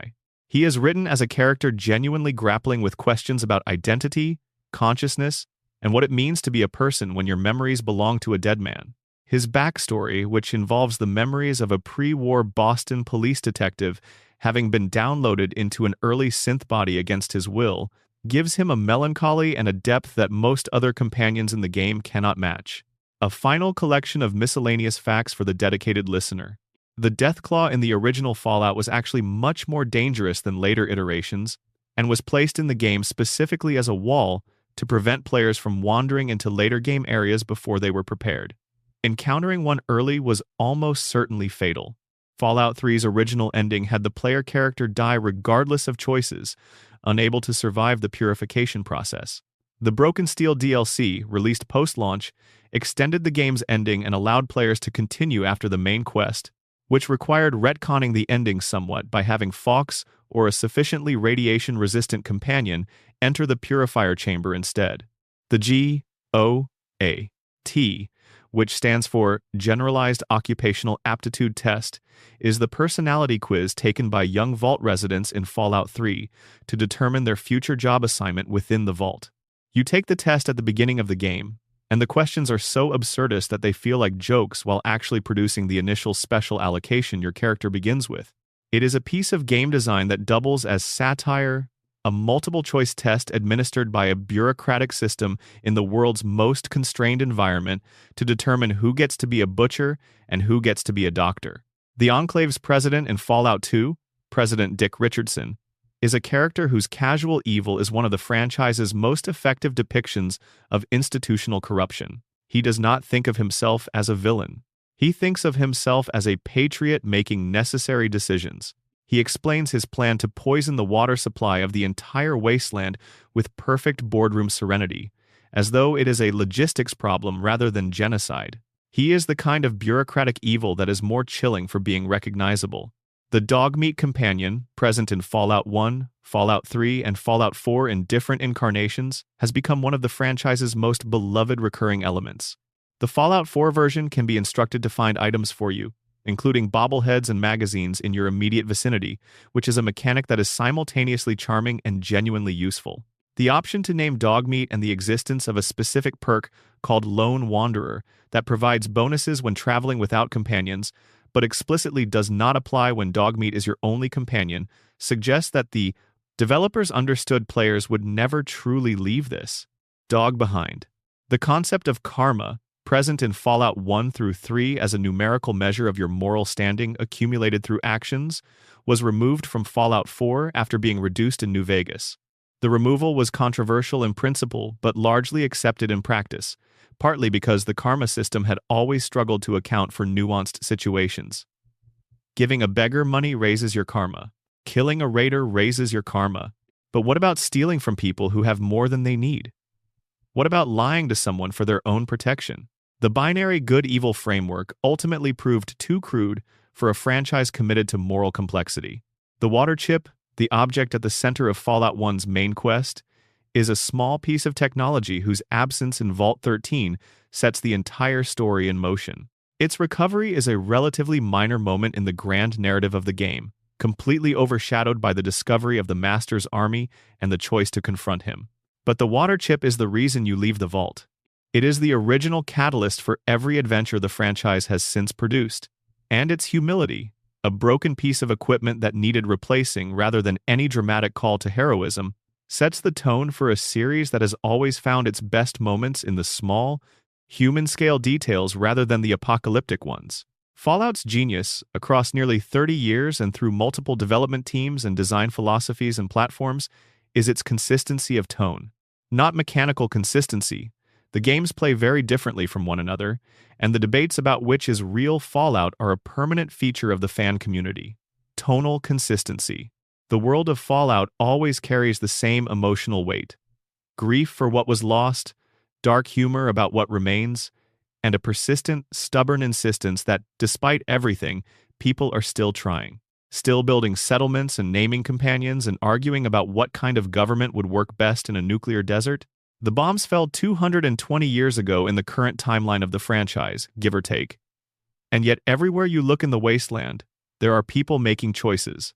Planting crops, running shops, writing holotapes about their cats, their arguments with roommates, their hopes for what the world might become. The best parts of Fallout are not the explosions or the monsters or the power armor. They are the terminal entries nobody is asking you to read. The environmental storytelling in the corner of a room you almost did not enter. The NPC whose 2 lines of dialogue contain an entire implied life. War never changes.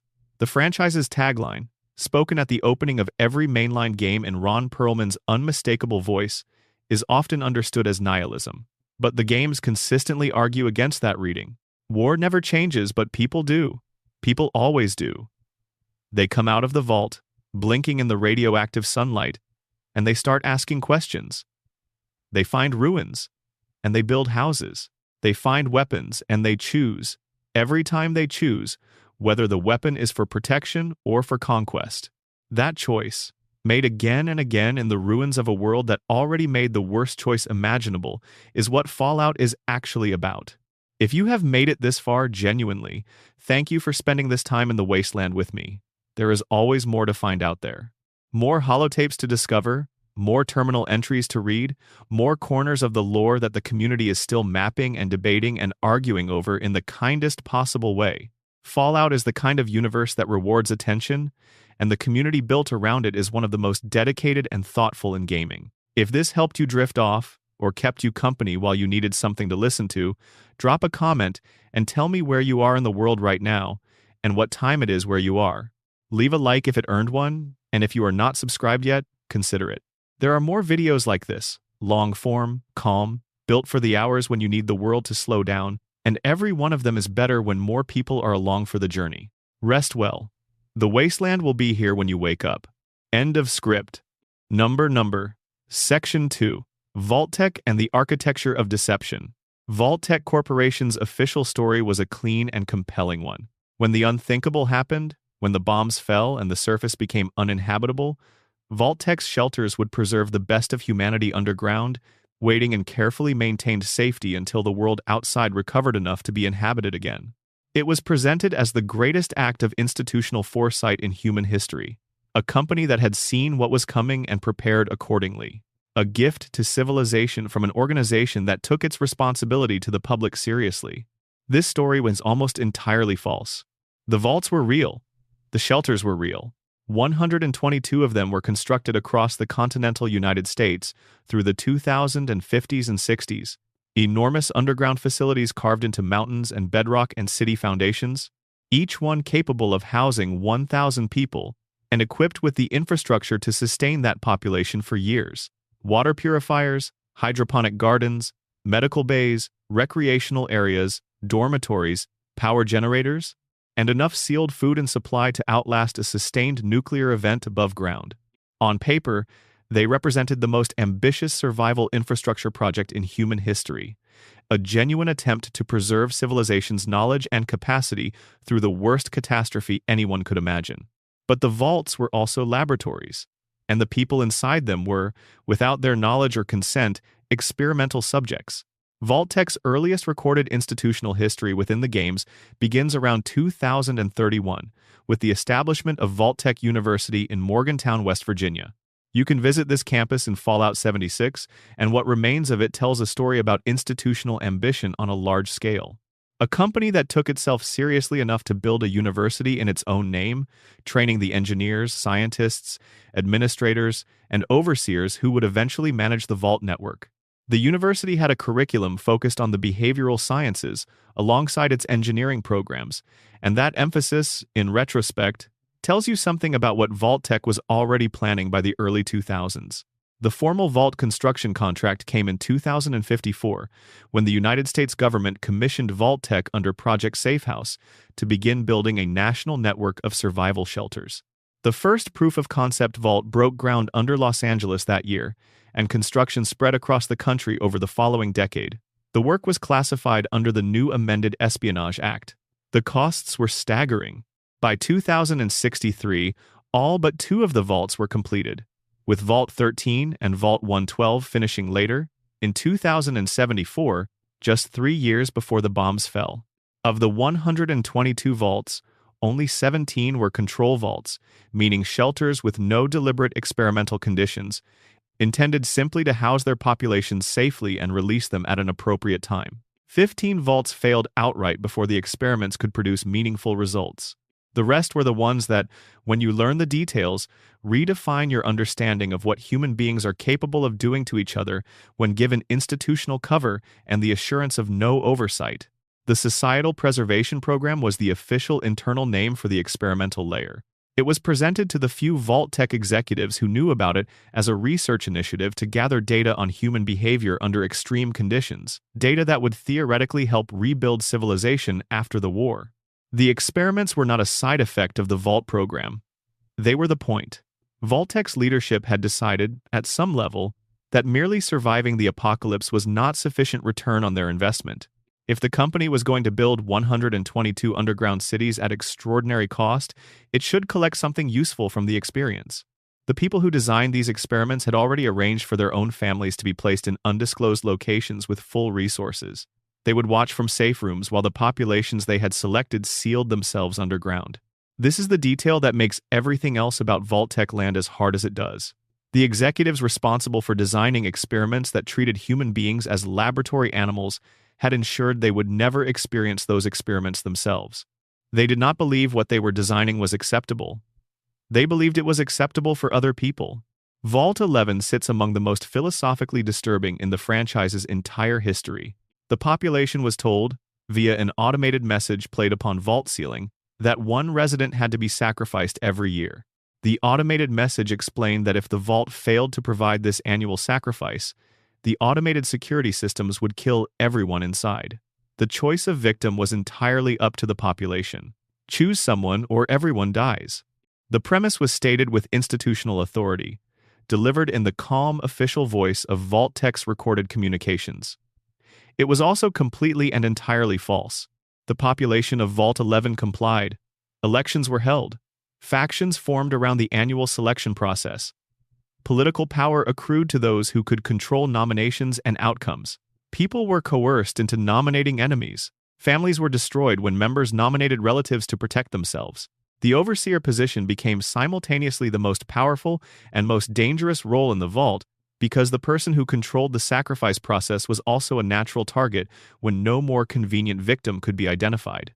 The social fabric of Vault 11 tore itself apart under the sustained pressure of knowing that every year, someone in this room was going to die.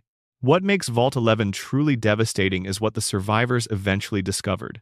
When only 5 people remained alive, they found a terminal message locked behind administrative access that had been waiting for them all along. The message explained that no sacrifice had ever been required. The automated systems were never going to kill everyone. Had the population refused to provide a sacrifice at any single point across the entire duration of the experiment, a congratulatory message would have played commending them for their commitment to human life. The vault door would have unlocked, and they would have been free to leave. The experiment was designed to discover one thing: whether a group of people, told that murder was necessary for survival, would comply indefinitely. They did. For years and years and years, they complied. 4 of the 5 final survivors, upon learning the truth, chose not to leave. Only 1 walked out. The terminal records left in Vault 11 are some of the most disturbing documents in Fallout's extensive library of disturbing documents. Vault 87, in the capital wasteland region covered by Fallout 3, took a different approach entirely. The population was exposed, without warning or explanation, to a strain of the forced evolutionary virus. The transformation turned the residents into super mutants of an early, particularly aggressive generation, physically enormous but cognitively compromised. The vault is still full of them 2 centuries later when the player finds it. There are no surviving records of what Vault-Tec hoped to learn from this. The experiment apparently had no endpoint, no recovery protocol, and no plan for what to do with the results. Vault 112, also in the capital wasteland, is the experiment that sounds most like science fiction. The entire population was placed in suspended animation and connected to a virtual reality simulator. But unlike a standard cryosleep arrangement where subjects are unconscious and unaware, Vault 112's residents were placed in a fully immersive virtual environment they experienced as completely real. They lived simulated lives, built simulated relationships, raised simulated children, and accumulated memories of experiences that belonged to a world that did not physically exist. Most of them had been doing this for over 200 years by the time the game takes place. Most of them have no accessible memory of entering the pods. The overseer of the simulation, a scientist named Stanislaus Braun, had also entered a pod. Unlike everyone else, he retained administrative access to the virtual environment. He could see the controls. He could design the experiences of anyone in the simulation. He could modify their perceived reality in any way he chose. For 2 centuries, Braun had been exercising this power in ways that the game strongly implies were designed primarily to cause suffering. He had cycled through hundreds of distinct scenarios. He has no interest in leaving, because inside the machine, he is a god, and outside it, he would be a very old man in a pod in a vault that has been sealed for 200 years. Vault 22 was designated a botanical research facility. The plants being researched were engineered to be carnivorous. More specifically, the scientists were developing fungi capable of releasing spores that colonized the nervous systems of creatures that inhaled them, creating a biological mind control that used infected hosts to spread the spores further. When you encounter Vault 22 in Fallout New Vegas, the entire facility is overtaken by vegetation and populated by spore carriers, former humans who have been absorbed into the fungal network. The experiment succeeded beyond what anyone apparently intended. One of the most frequently overlooked facts about the Vault-Tec program is what the total numbers actually mean. 122 vaults, each housing 1,000 people at maximum capacity, gives you 122,000 potential survivors in the vault system. The population of the United States in 2077 was several hundred million people. Even in the most optimistic reading, where every vault was filled to capacity and every experiment had been genuinely protective, the vaults would have saved less than 0.1% of Americans. Everyone else was left on the surface with nothing between them and the bombs but whatever walls they happened to be standing behind. The vaults were never a national survival plan. They were a highly selective culling. with experimental purposes, dressed up in the language of emergency preparedness. Number. Section 3. The Great War. 2 hours that reshaped everything. 2 hours. The nuclear exchange that ended civilization in the Fallout universe lasted approximately 2 hours. In terms of real-world physics, this is a fairly accurate estimate for a full-scale intercontinental nuclear exchange.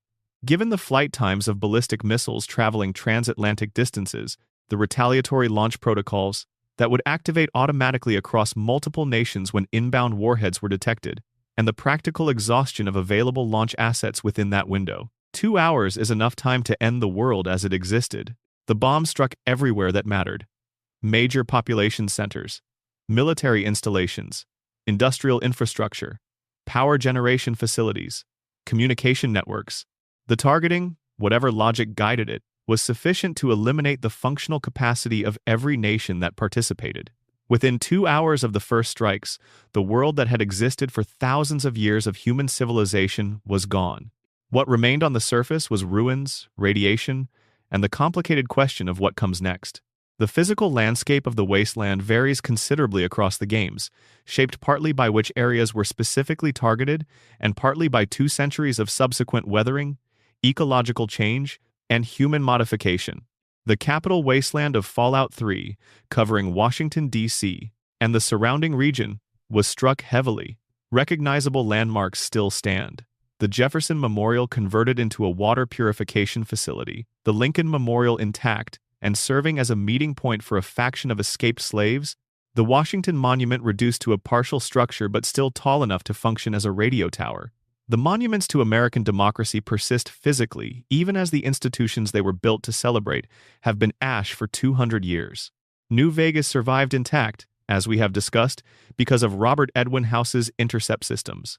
This detail deserves emphasis not simply as a plot point, but as a reflection on what the Great War represents in Fallout's moral universe.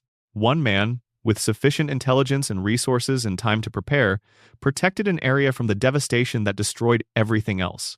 The question this raises is not why House succeeded, but why no government, no institution, no collective effort succeeded similarly. The answer the franchise provides, implicitly and in fragments across many games' worth of lore, is that the institutions failed not because the technical problem was impossible, but because the people in charge of those institutions had other priorities. The Enclave was busy ensuring their own escape. Vault-Tec was busy designing experiments. The government was busy classifying information and suppressing dissent and fighting a war in China that was consuming all available attention. The technical capacity to protect more people existed. The institutional will to do so did not. Radiation transformed the ecology of the entire wasteland in ways that go far beyond simple contamination. Some plant species died out entirely. Others that possessed genetic flexibility survived and adapted, sometimes developing features that allowed them to process radioactive soil or accumulate radiation in their tissues as a kind of chemical defense. The tree line of the American Northeast is noticeably different in Fallout 4's Commonwealth from what you would expect in that geography, and the difference is not just visual variety but the specific result of which species survived and which did not. Animals that were not killed by the immediate blast, thermal pulse, and radiation effects of the Great War underwent accelerated genetic change driven by sustained radiation exposure. The rate of heritable genetic mutation under intense radiation is a real biological phenomenon, which is why nuclear accident sites in our world produce unusual wildlife. At the radiation intensities the Fallout universe implies, maintained over 2 centuries, the acceleration would be dramatic. What the games depict in the form of rad scorpions and bloatflies and Yao Guai is the result of 200 years of this process, working through populations that were already stressed by the sudden elimination of their ecosystems and food. Sources: Ghouls, the irradiated former humans who appear across all Fallout games, are the most extensively developed consequence of the Great War from a narrative perspective. The precise mechanism that turns a human into a ghoul rather than simply killing them is left deliberately unclear in the lore. The franchise acknowledges through various characters that scientists have studied the condition and have not fully explained it, which is honest about the limits of in-universe knowledge without being evasive about the topic. What is established? Ghouls retain intelligence and personality. They can live for centuries. They are immune to radiation. they are sterile, and they are at eventual risk of losing their minds in what the game calls going feral. The social experience of ghouls in the wasteland is one of the franchise's most consistent moral concerns. They are discriminated against in almost every major settlement the games depict. Megaton in Fallout 3 has a ghoul resident who has been accepted on an individual basis by a specific community member, but the wider population's comfort with his presence is never fully established. Rivet City is more integrated, partly because the pragmatism of a settlement literally on a decommissioned aircraft carrier demands a more open approach to useful potential residents. In the Mojave, ghoul jockeys work at Novak because they are the best at what they do and the town needs them, but the social dynamics are uncomfortable in documented ways. Diamond City in Fallout 4 has its own complicated history with ghoul residents and the political leaders who have tried to expel them. The ongoing discrimination experienced by ghouls, people who survived something terrible and were changed by it, who remember the pre-war world and have watched 2 centuries of human failure without losing their capacity to care, is not merely a world-building detail.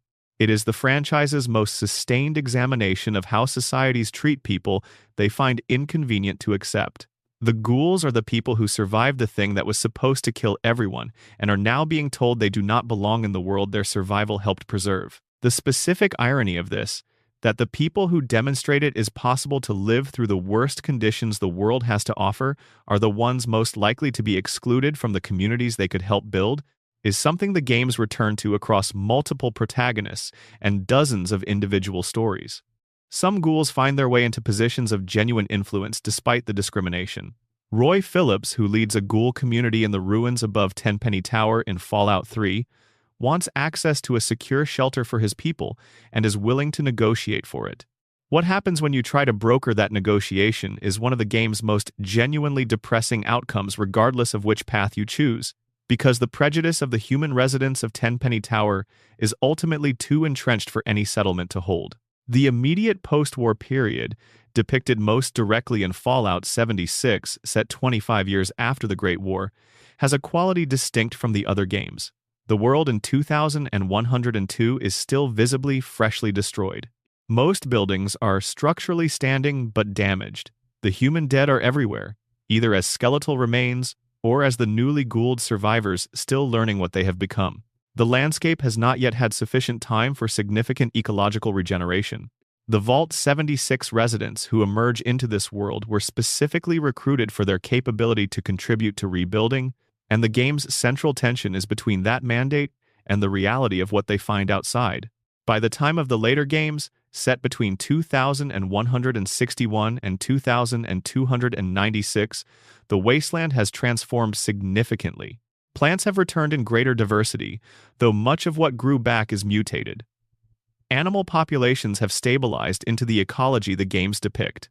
Human settlements have formed, collapsed, and reformed across 2 centuries of struggle, accumulating enough history that they have their own founding stories, their own political traditions, their own grievances against each other.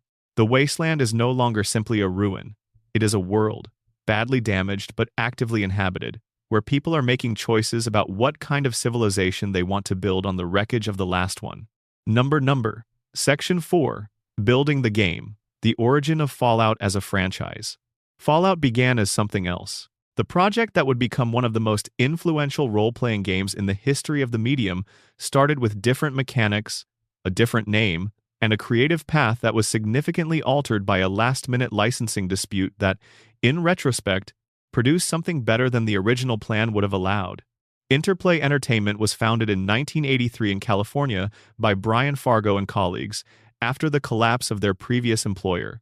The company spent its first decade building quality games for various publishers before establishing itself as an independent creative force. By the early 1990s, Interplay had developed a reputation for role-playing games in particular, and their portfolio included the Bard's Tale series and, crucially, Wasteland.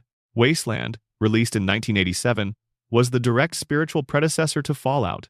A post-apocalyptic role-playing game set in a devastated American Southwest, it followed a squad of desert rangers navigating a world of mutants, rogue military robots, and survivor communities competing for scarce resources.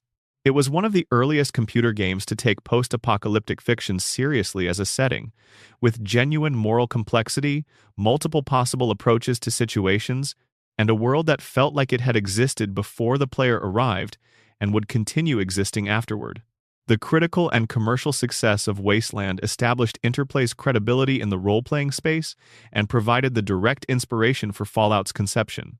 The original Fallout project was titled Vault-13, a GURPS post-nuclear adventure. GURPS, the generic universal role-playing system developed by Steve Jackson Games, was one of the most respected and comprehensive tabletop role-playing systems in existence, with a modular design that allowed it to be adapted to virtually any setting. Interplay licensed the system with the intention of translating its mechanics directly into a computer role-playing game, which was an approach that had worked successfully for other developers with other tabletop systems. The GURPS license fell through on February 12, 1997. Steve Jackson Games withdrew from the arrangement, citing concerns about the violent content that the developing game was incorporating.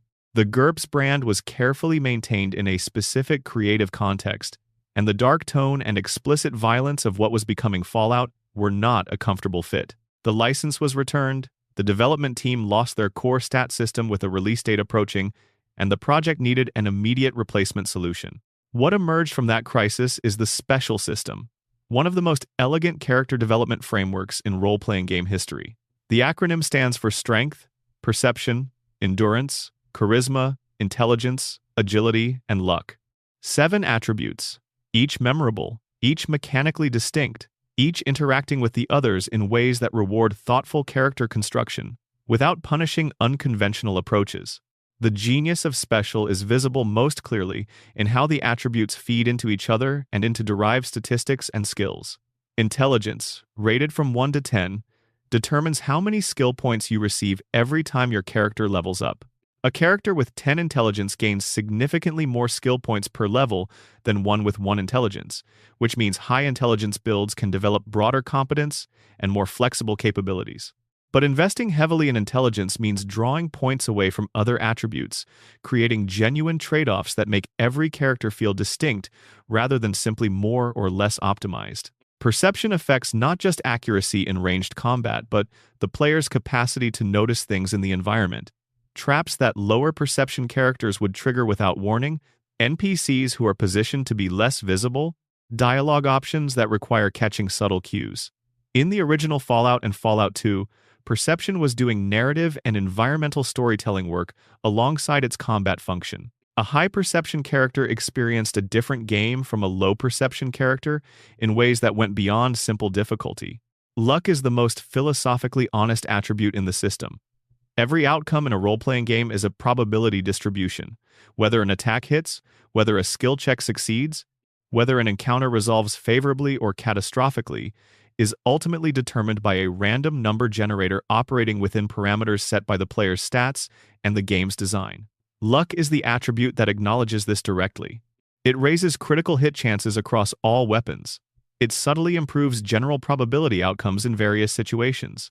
It is, quite straightforwardly, a stat about statistics.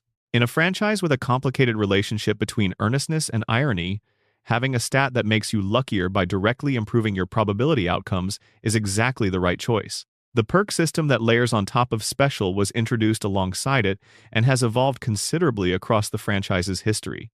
In the original games, perks were selected every 3 to 4 levels and represented specific, sometimes exotic specializations. A character with the Educated perk gained more skill points per level. The bonus rate of fire perk reduced the action point cost of aimed attacks.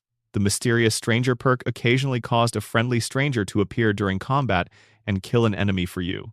The Vault Boy illustrations accompanying each perk, showing the mascot cheerfully demonstrating the relevant ability, were one of the most visually distinctive elements of the original games and have remained so throughout the franchise's development. The original Fallout was released on September 30th, 1997. It was not an immediate blockbuster in terms of day one sales, but the word of mouth was enthusiastic and sustained. Players who discovered it, particularly the role-playing game community that had been following its development through gaming magazines and early internet forums, recognized it immediately as something genuinely different. The critical reception was strong. The game sold over 600,000 copies and built a devoted fan community that has sustained the franchise across every subsequent development team and design philosophy. Setting the original game in Southern California in 2161, 84 years after the Great War, gave the team a specific geographic and temporal context to build from. The hub, the region's largest trading city, had developed an economy around water scarcity, with caravan companies managing supply routes and criminal organizations operating beneath the legitimate commerce. Junktown was a small settlement built from salvage, held together by a mayor who was genuinely trying to provide safety for his community while navigating the compromises that survival required.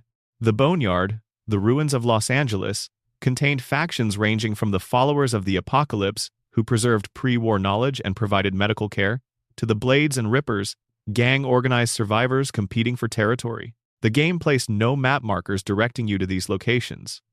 You learned about them from conversations with NPCs, from written materials you found in the world, from the logic of following one thread to the next. This discovery-based structure meant that players arrived in these places having already formed expectations from second-hand information, and the game then showed you how accurate or inaccurate those expectations were.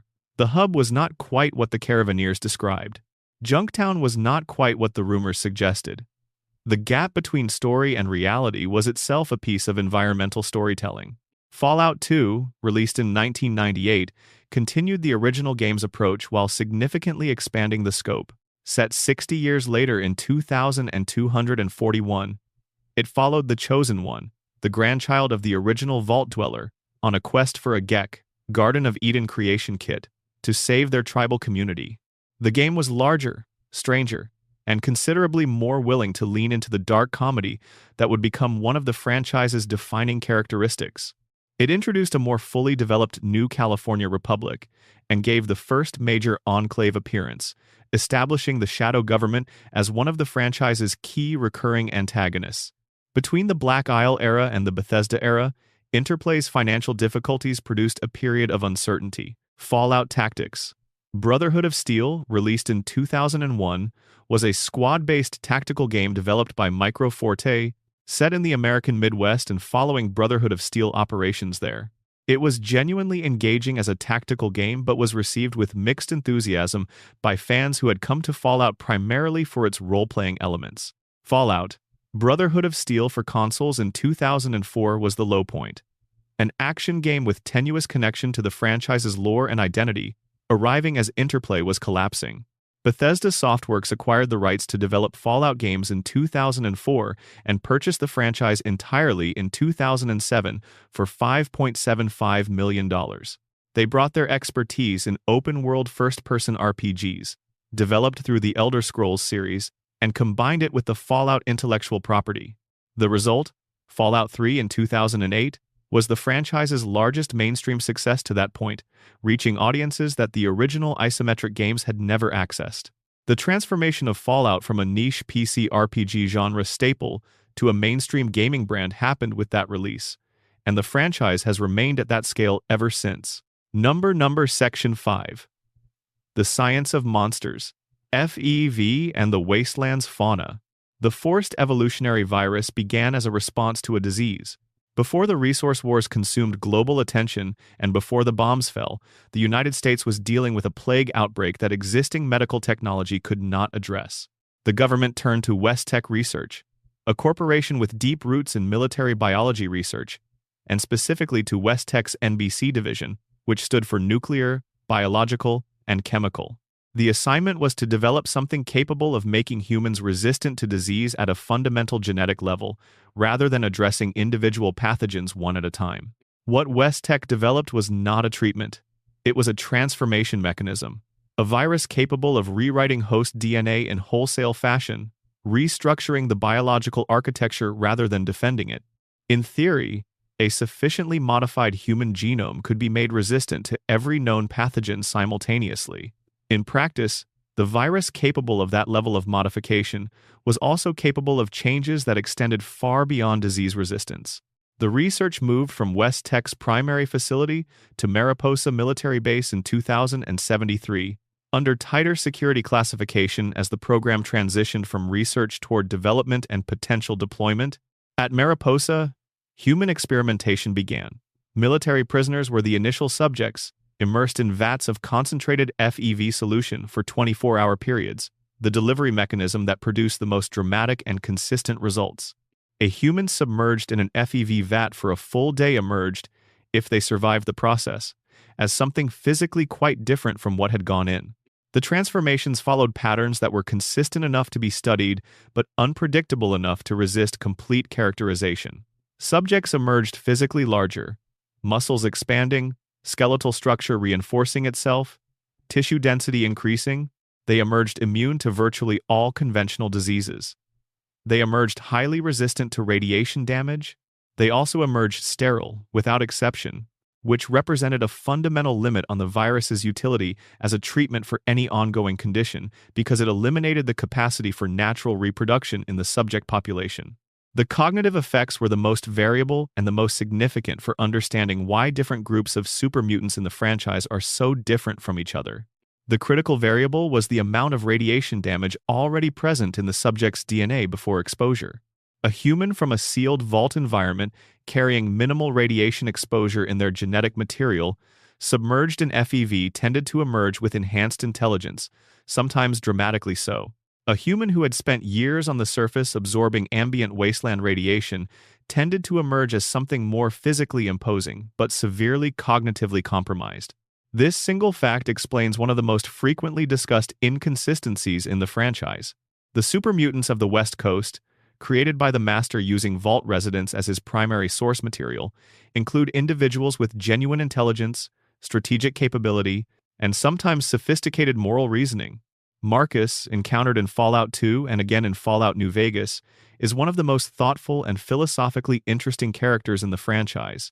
A supermutant who has spent a century working through what it means to be what he is. Harold, a recurring character across multiple games who is not technically a supermutant but was affected by early FEV research, has been a source of wisdom and perspective for various communities across the wasteland. The East Coast supermutants in Fallout 3, created through the Vault-87 experiments that used surface-dwelling irradiated humans as subjects, are almost entirely aggressive and non-communicative. The few exceptions, like Fox, who retained intelligence due to specific circumstances of their transformation, are remarkable precisely because they are so rare among their kind. The same virus, applied to different source material, produced something effectively incomparable. Deathclaws are the apex predators of the wasteland, and their origin in pre-war military FEV experimentation on Jackson's chameleons is one of those details that lands differently once you understand it. The chameleon was selected for its speed, its agility, its natural camouflage ability, and the relative simplicity of scaling these properties up through viral modification. The military wanted a biological weapon, something fast enough to close with an enemy soldier before they could respond effectively, strong enough to damage light armor without requiring ammunition, aggressive enough to be reliable, and hardy enough to operate in nuclear-contaminated environments. The FEV exposure, conducted in the years just before the Great War, produced the first Deathclaws as controlled laboratory specimens. The specimens escaped containment when the bombs fell, and the facilities maintaining them ceased to function. Over 200 years of natural selection in the wasteland, without any human management, the Deathclaw population spread, adapted, and became something considerably more dangerous than what the military had originally designed. Modern Deathclaws, the ones encountered in the games, stand over 10 feet tall in adulthood, move with speed that is alarming given their size, possess claws capable of tearing through vehicle plating, and have developed territory-defending behaviors that make them among the most consistent dangers in any region they inhabit. The Enclave's experiments with intelligent Deathclaws, conducted in Fallout 2, using a strain of FEV designed to specifically enhance cognitive capacity, produced the most unsettling variation. Intelligent Deathclaws could understand complex instructions, engage in limited communication, and were apparently capable of something that looked like genuine reflection on their situation. The Enclave terminated the project and killed all subjects. No explanation is provided for this decision in accessible records, but the implication is clear enough. A Deathclaw that can think about its situation is more difficult to control than one that cannot. Mirelurks required different treatment from the FEV-created creatures because they were not directly the product of viral experimentation. They represent what radiation alone, without intentional biological modification, can do to a population over a sufficiently long period under sufficiently intense conditions. The coastal waters of the American East Coast were among the most contaminated environments after the Great War, heavily targeted with nuclear strikes, absorbing runoff from devastated urban centers, and subjected to sustained high radiation levels that persisted for decades. The horseshoe crabs and snapping turtles that survived the initial event did so only because their biology was already radiation tolerant to an unusual degree. What survived reproduced, and what reproduced had already been sorted by radiation tolerance, meaning each generation was, on average, slightly more adapted to the new conditions. 200 years of this process produced the Mirelurks you encounter in the games. The queen variant of Mirelurks, which appears most dramatically in Fallout 4, represents the end of a selection process that strongly favored size, reproductive capacity, and aggressive territorial defense.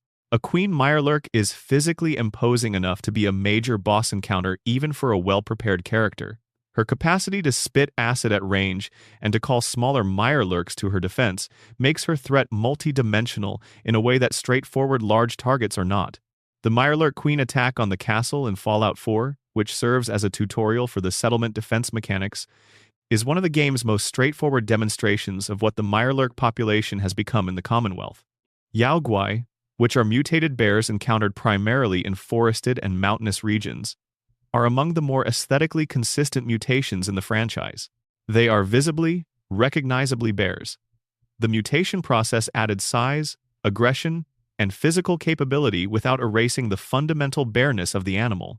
They hunt, they defend territory, they are dangerous when surprised or cornered, and they can be tamed with the appropriate perks in Fallout 4, which means forming a kind of working relationship with a creature that is still, at its core, a bear trying to live its life in a world that has become considerably more complicated than bears were designed to navigate.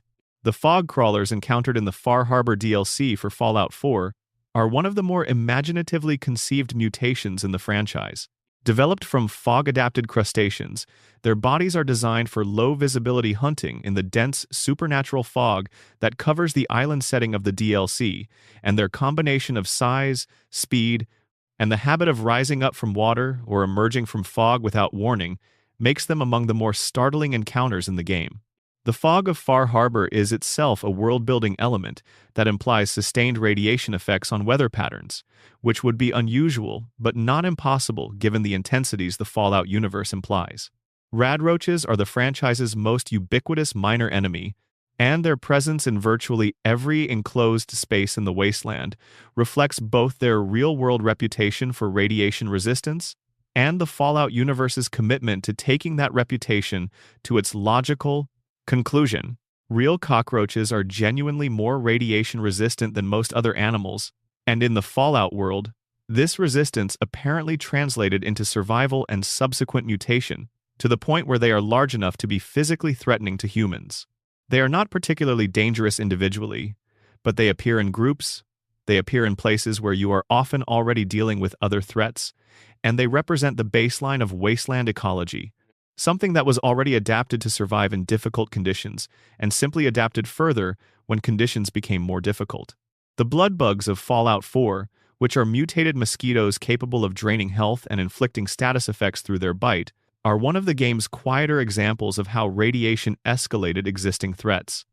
A mosquito is already a vector for disease. A mutated mosquito the size of a small dog that can track you, hover out of easy reach, and drain significant health while inflicting an infection is a different category of nuisance entirely. The bloatfly comparison is instructive.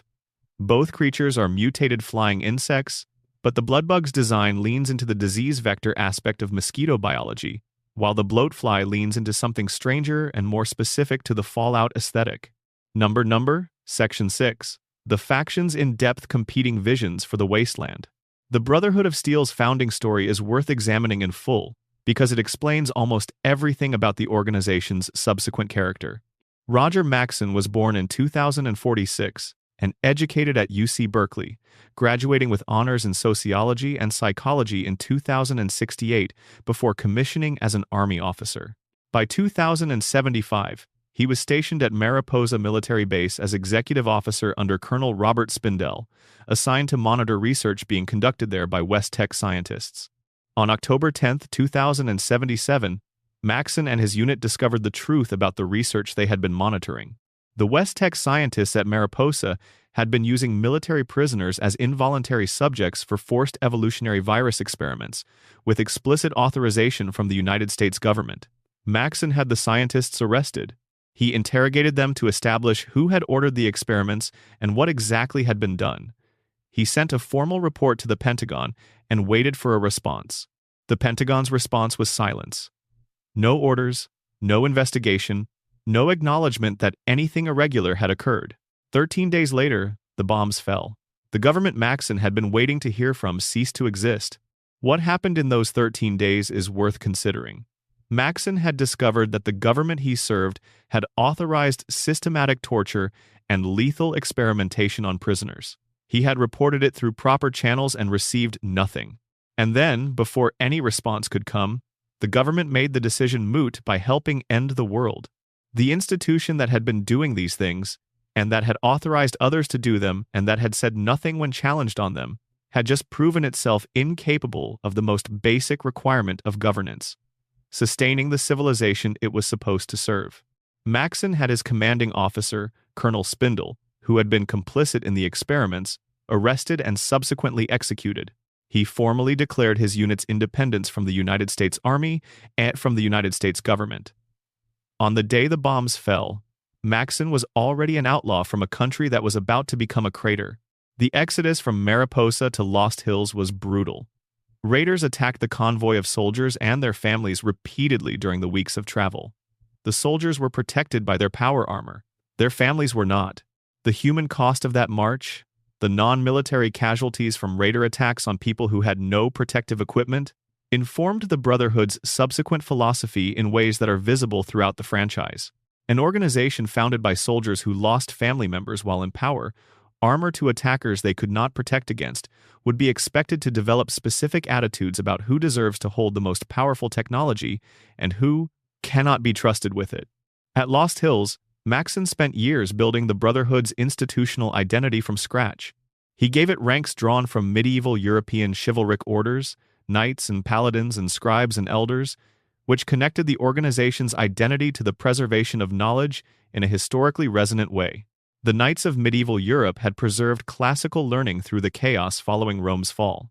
Maxson explicitly drew on this parallel in communications with Elizabeth Taggarty, the Army Ranger officer in Appalachia, whom he contacted using surviving satellite systems and who founded the Brotherhood's Eastern chapter. He told her they needed mythology as much as they needed weapons, something people could believe in at their core. The Brotherhood's fundamental commitment to technology preservation is philosophically defensible and practically limiting in equal measure. Preserving advanced technology from misuse is a real service. In a world where FEV experiments and nuclear weapons have already demonstrated what uncontrolled advanced technology can do. But hoarding technology is a different thing from preserving it, and the Brotherhood's approach has increasingly tended toward the former. Communities that could benefit from Brotherhood technology generally cannot access it. The Brotherhood's resources are invested in acquiring more technology rather than in using existing technology to improve conditions for the people living in the wasteland around them. Elder Owen Lyons, who led the Capital Wasteland chapter of the Brotherhood in Fallout 3, represents the most significant deviation from this pattern in the franchise's history. Lyons had led an expedition from the West Coast to retrieve technology and stayed when he saw what the Capital Wasteland's population was dealing with: super mutant attacks, raider violence, a food and water situation that kept hundreds of thousands of people in constant precarity. He redirected his chapter's mission toward protecting the local population, which put him at direct odds with the Lost Hills Elder Council, and eventually resulted in their cutting communication and support to the Capital Wasteland chapter entirely. Arthur Maxson, the great-great-grandson of Roger Maxson, who takes command of the Capital Wasteland chapter before the events of Fallout 4, represents a different synthesis. He reconnected with the Lost Hills chapter and restored communication. He also dramatically expanded the Brotherhood's operational capacity in the region, acquiring an airship, the Pridwen, and building up a military force capable of taking on the Commonwealth's most significant threats. But his philosophy on technology, on synths, and on who deserves to survive in the New World is considerably harder than Lyons's was, reflecting the Lost Hills orthodoxy more than his great-great-grandfather's original humanism. The new California Republic grew from Shady Sands, a settlement founded by Vault-15 residents in the years following the Great War. The founding of the NCR is documented across various holotapes and in-game historical sources as a gradual process of expanding from a single settlement to a confederation of settlements, to a functioning state with democratic institutions. The speed of this growth is not coincidental. The original Vault residents who founded Shady Sands were educated people with knowledge of how pre-war institutions functioned, and they had both the motivation and the intellectual tools to replicate those institutions in the wasteland. By 2189, when the NCR formally declared itself a republic, it had a constitution, a senate, an elected president, courts, professional police and military forces, and a currency. By the time of Fallout New Vegas, set 92 years after that declaration, the NCR spans most of California, Nevada, and parts of Oregon and other surrounding states. It has become the most powerful organized political entity in the post-war West, which is both its greatest achievement and the source of its most serious problems. The military overextension that is the NCR's central strategic crisis in New Vegas is the result of ambitions that outpaced resources. Controlling Hoover Dam is essential for the NCR's power requirements in the Mojave. The dam's hydroelectric capacity would provide electricity for their expanded operations in the region. But maintaining a military presence sufficient to hold the dam against Caesar's Legion, while simultaneously managing the political situation in New Vegas and attempting to govern the surrounding settlements, is stretching the NCR's capacity. The soldiers in the Mojave are the end of a logistical chain that extends hundreds of miles. Their equipment is often inadequate, their pay is delayed, and their leadership at the regimental level is hampered by political considerations from back in California that have nothing to do with the actual situation in Nevada. The NCR's corruption is specifically the kind of corruption that grows in any large democratic institution that develops faster than its oversight mechanisms can manage. Representatives who represent the interests of powerful agricultural or commercial interests more than their constituents. Military contractors who profit from the conflict continuing. Bureaucratic inertia that prevents effective response to developing situations. The NCR is not corrupt in the sense of having evil leaders. It is corrupt in the more mundane and in many ways more depressing sense of having people in positions of power who are doing what people in positions of power do, which is use that power to advance their particular interests. Caesar's Legion is worth extended treatment because its reception by players tends to be either total rejection or a more complicated response that acknowledges the faction's internal coherence while maintaining moral objection to its methods. Edward Sallow was a member of the Followers of the Apocalypse when he began traveling with tribal communities in the American Southwest. He had academic training in classical languages and history, and he spent years observing how tribal societies organized themselves, what made some stable and others fragile, what produced effective collective action, and what produced dissolution. His synthesis was radical. The tribal societies he observed failed, when they failed, because of internal division and external vulnerability. The solution to both problems, as he read it in his books on Roman history, was military discipline applied to an absolute degree and expansion through total absorption of conquered populations. The Roman legion succeeded, in Sallow's reading, because it unified its soldiers through shared discipline and identity, because it offered a place in the legion's hierarchy to those it conquered, and because it maintained order through consequences that were severe enough to be universally deterrent. Sallow became Caesar. He recruited Joshua Graham, a fellow follower with military training and a willingness to apply violence systematically, as his first legate. Together they absorbed their first tribal communities, using the legion's organizational structure and discipline to turn what had been fragmented groups into a unified fighting force. The process was brutal. Communities that did not voluntarily join were conquered and absorbed by force, with those who survived the conquest becoming the newest recruits at the bottom of the Legion's hierarchy. Over the following decades, the Legion absorbed 86 tribes across the Southwest, building an army that eventually posed a genuine military threat to the NCR. The defeat at the First Battle of Hoover Dam was the Legion's first major military failure, and Caesar's response, the punishment of Joshua Graham through public immolation and casting into the Grand Canyon, was calculated. Graham had been the most effective military leader the Legion produced. His defeat was a strategic failure that required a response sufficiently dramatic to maintain Caesar's authority. The public nature of the punishment, and its extremity, were the point. Caesar could not allow failure to go without consequence, because the entire structure of Legion authority rested on the belief that Caesar's judgment was infallible and that deviation from his directives produced predictable and terrible outcomes. Graham's survival, which he attributes to divine protection from the God of his Mormon faith, produced one of the franchise's most complex characters.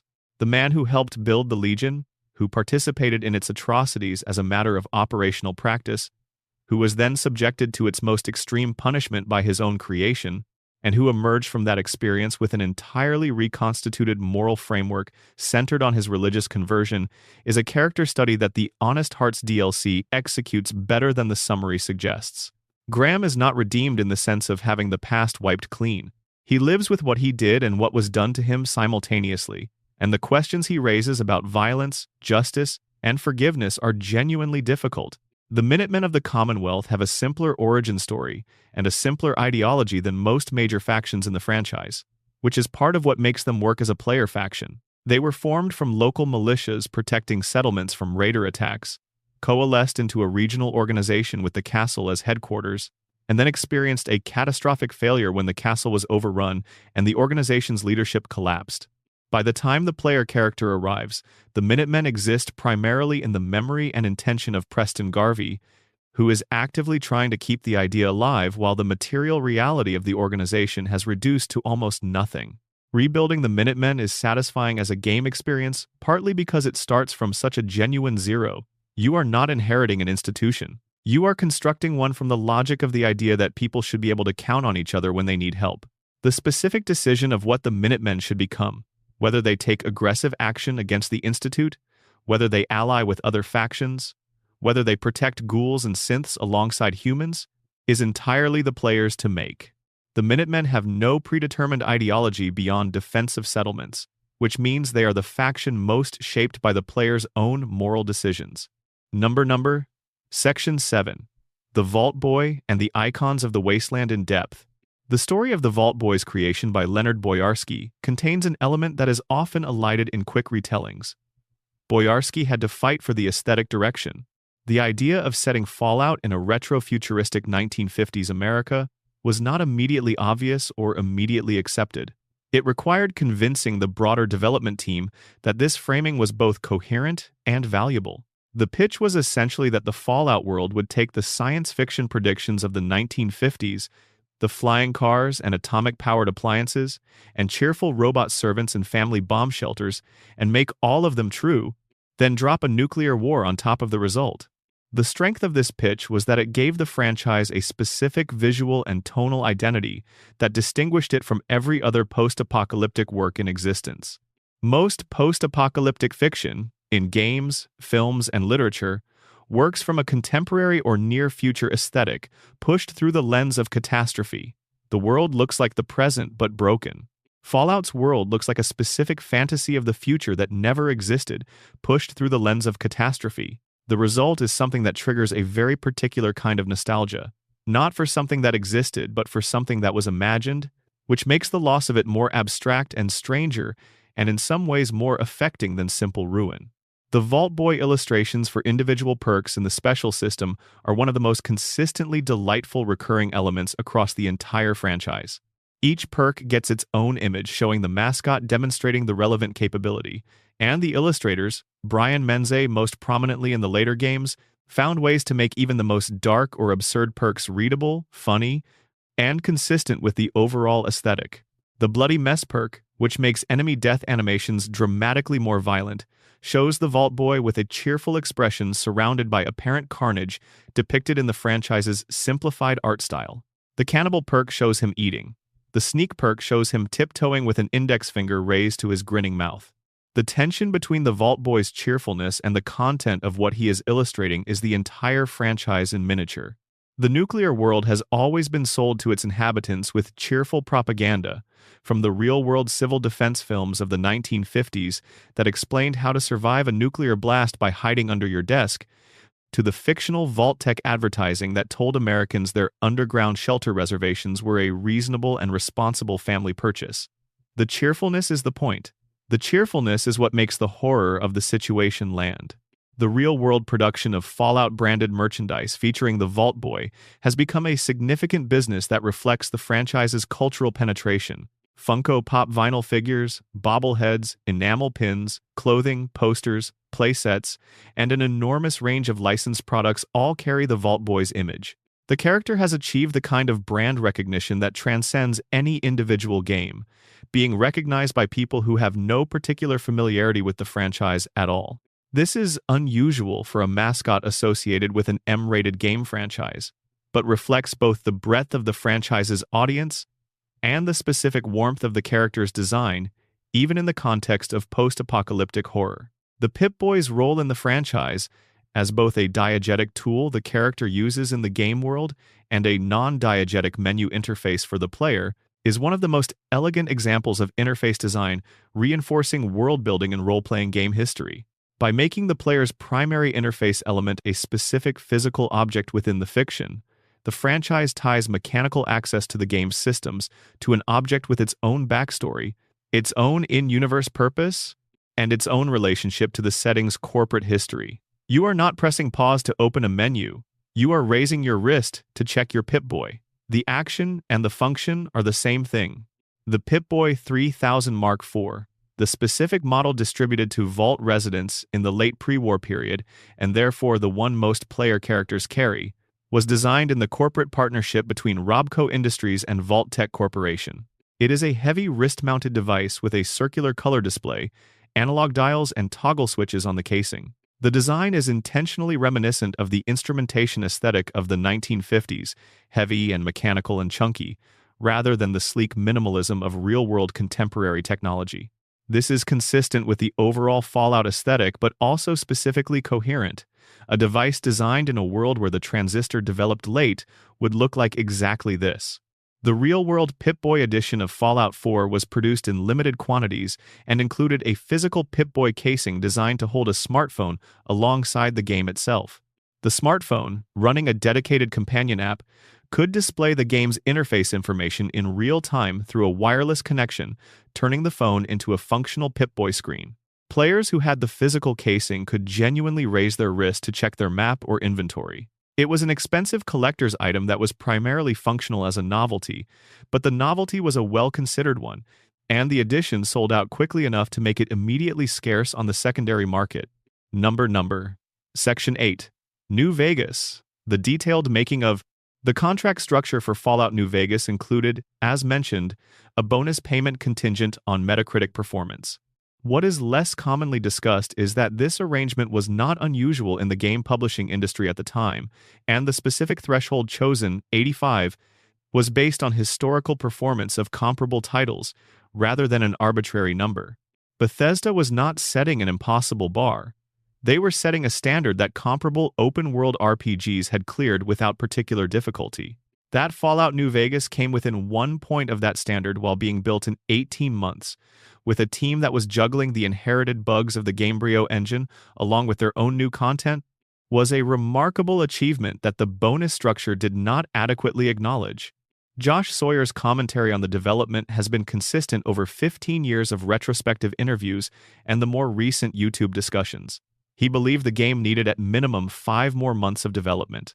Post-game content, the ability to continue playing after the Battle of Hoover Dam, was planned and specifically cut because there was no time to implement it.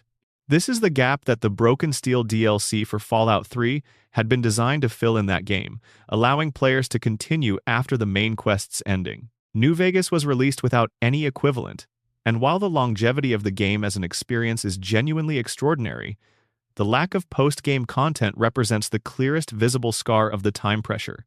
The story development process that John Gonzalez described, 5 iterations of the overall narrative structure before the final version was locked, is informative about what professional writing under pressure actually looks like.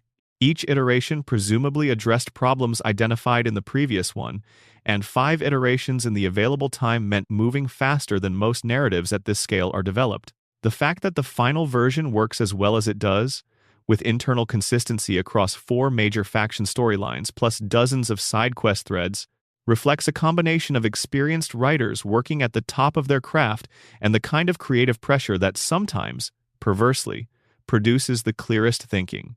The design of the Mojave Wasteland itself, as a physical space for the player to inhabit, shows the evidence of intelligent constraints. New Vegas as a city is divided into distinct load zone areas, with the Strip separated from the broader city of New Vegas, which is in turn separated from the Freeside district outside the walls. The technical reason for these separations was the PlayStation 3's memory limitations.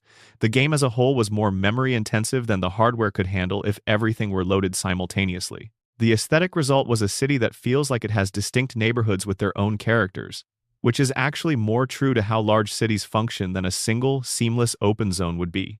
The reputation system that replaced the single karma meter from earlier games was one of the more technically complex implementations in the franchise's history, and one of the most narratively satisfying. Your standing with each faction was tracked independently on a scale from very evil to idolized. Actions that helped one faction often hurt your standing with their rivals. The same action, like killing a Legion soldier, was viewed very differently by the NCR, positive, the Legion catastrophically negative, and neutral factions irrelevant. This created situations where maintaining good standing with multiple conflicting parties required genuine strategic thinking about what you did and who was watching when you did it. Companion writing in New Vegas is generally considered the franchise's best across this format, and the reason is the combination of character conception and the writer's willingness to give companions genuine opinions that sometimes conflicted with the player's choices. Veronica Santangelo, the Brotherhood of Steel scribe who joins as a companion, has a deeply complicated relationship with her organization. She loves the Brotherhood, she has spent her life in it, she believes in its potential, and she is also watching it make decisions that she thinks are slowly destroying it. Her quest, which involves traveling with you to meet various survivors and observe what the wasteland has become without Brotherhood intervention, forces you to participate in her emotional confrontation with her own loyalties. Boone, the former NCR 1st Recon sniper stationed at Novak, is the companion whose personal quest is most morally demanding. His wife was sold to Caesar's Legion. He killed her to prevent what would have happened to her. The person who sold her is still alive somewhere in Novak, unknown to Boone, and his quest is to identify who that person was.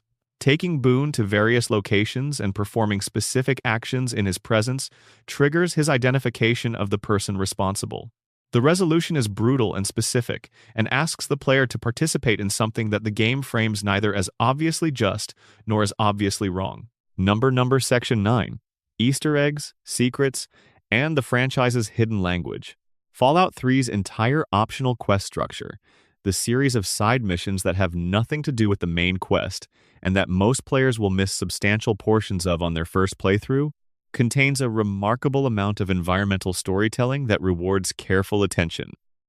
The quest involving the android runaway in Rivet City, which requires talking to multiple residents and following fragmentary clues, reveals the presence of underground railroad-style networks for escaped synths that predate the Fallout 4 main quest by 200 years and in a different region, suggesting that the Institute's relationship with surface communities has a longer and more complicated history than either party fully acknowledges. The Dunwich Building in Fallout 3, a multi-story ruin with an unusual number of hostile entities and an atmospheric eeriness that distinguishes it from other ruined structures in the game, contains fragments of a story about the building's pre-war occupants and their relationship with something that the game implies but never fully describes. The building is named after the H.P. Lovecraft story Dunwich Horror, and the reference is not incidental. The franchise has a recurring interest in Lovecraftian horror as a register, using the specific unease of encountering forces that are beyond human comprehension as a tonal note against the more grounded, post-apocalyptic background. The Point Lookout DLC for Fallout 3, set in a Maryland swamp that survived the Great War in a state of unusual deterioration rather than direct strike, contains some of the game's strangest and most atmospheric content. The Bogtrotter hostels are effectively feral human mutations produced by conditions specific to the swamp environment. The Ark and Dove Cathedral is a ruin that tells a story about a pre-war religious community that retreated from society before the war and was consequently already isolated when the bombs fell. The relationship between Calvert, a brain in a jar that wants your help, and his nemesis Desmond is a story about pre-war grudges surviving the apocalypse and how personal hatred outlasts everything else. The Chinese submarine Zhen Zhuhao, accessible through an underwater approach in the Commonwealth during Fallout 4, is one of the game's more hidden optional discoveries. The submarine sank in Boston Harbor in the years before the war and has been there ever since. Exploring it reveals evidence of the last mission its crew was attempting to execute. Fragments of a story about soldiers following orders in a war they did not start and could not stop. The ghoul captain who remains on the submarine, the last surviving crew member of a vessel that completed its final mission 200 years ago, is one of the game's quieter tragedies. The Silver Shroud quest in Fallout 4 is built around a pre-war radio drama that has become legendary in the Wasteland. A noir-style detective serial whose protagonist wore a silver trench coat and fought crime with dramatic flair. Acquiring the Silver Shroud costume and radio transmitter allows you to take on the identity of the Shroud in completing the quest, responding to requests for help in character as the fictional vigilante. The quest rewards leaning into the bit. Specific enemies and NPCs respond to the Silver Shroud persona in ways that the game tracks, and playing the character fully produces better outcomes than breaking the fiction. It is one of the most explicitly theatrical side quests in the franchise, and one that captures the setting's relationship with pre-war popular culture particularly well. The various bobblehead locations in Fallout 4 are specifically placed rather than randomly scattered, and each placement tells a small story about who had the bobblehead before the war and what their life was like. The Strength bobblehead is in a weight room. The Intelligence bobblehead is in a medical facility. The Charisma bobblehead is in Vault 81, associated with a Vault Overseer. These details are individually small but collectively constitute a texture that makes the game world feel inhabited in a specific way rather than simply decorated. The Nuka World DLC's backstory for the park's various zones, recorded in terminal entries and holotapes found throughout the facility, is one of Fallout 4's most extensive pieces of optional lore. The park had, in the months before the Great War, been experiencing a series of management crises that the terminal entries document, with the specific black comedy of institutional dysfunction meeting existential threat. Security concerns about certain exhibits, conflicts between department heads over resource allocation, a legal situation involving an injured patron that consumed significant management attention right up until the moment none of it mattered anymore. The juxtaposition of quotidian corporate problems against the apocalypse approaching in the background is vintage Fallout. Section 10. The television series in depth. The specific casting decisions for the Fallout television series deserve extended discussion because they reflect choices that prioritized character complexity over conventional casting logic. Ella Purnell's Lucy McLean works precisely because Purnell plays her naivety without condescension, maintaining the character's genuine moral seriousness while allowing the comedy of her complete inexperience with surface conditions to land naturally. Lucy has spent her entire life in a vault community that has developed an elaborate moral code around cooperation and problem-solving, and her application of that code to the wasteland, where it almost never directly applies, drives much of the first season's narrative energy. Aaron Moten's Maximus is the most emotionally transparent character in the main trio, which makes him both the easiest to understand and the most consistently challenging to watch. He wants to matter. He wants the power armor not as a tool but as an identity, as proof that he is someone significant rather than just another anonymous aspirant in a brotherhood hierarchy that treats individuals as interchangeable.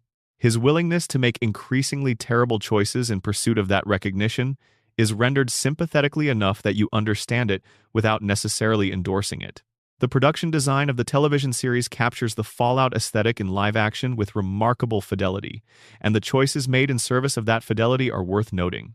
The power armor suits are practical props rather than digital effects in most scenes, which gives them a physical weight and presence that CGI equivalents rarely achieve.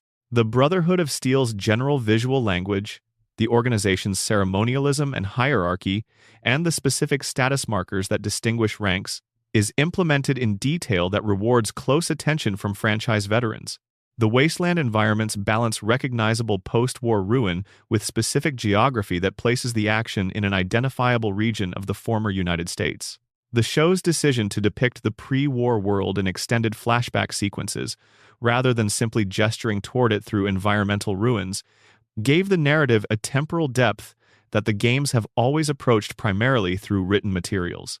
Watching Cooper Howard and his wife navigating the social world of pre-war Los Angeles, understanding the specific flavor of the optimism and the specific character of the anxiety underneath it, makes the catastrophe that follows feel more concrete and more personal than the games, despite their extensive environmental storytelling, have generally managed. The Fallout show's canonical connection to the games was established through deliberate creative collaboration between the showrunners and Bethesda. The placement of events relative to the game timeline, the treatment of the NCR status and the circumstances of Shady Sands, and the implications of the various revelations about the pre-war period are all choices that were made with awareness of their effects on the franchise's existing narrative.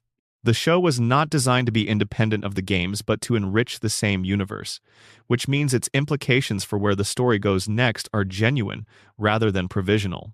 Number Section 11. Nuka-Cola and Wasteland Culture in Depth. The music of Fallout 3 established the approach that every subsequent Bethesda-era game has followed, and the specific songs chosen for Galaxy News Radio replay analysis as a curation decision.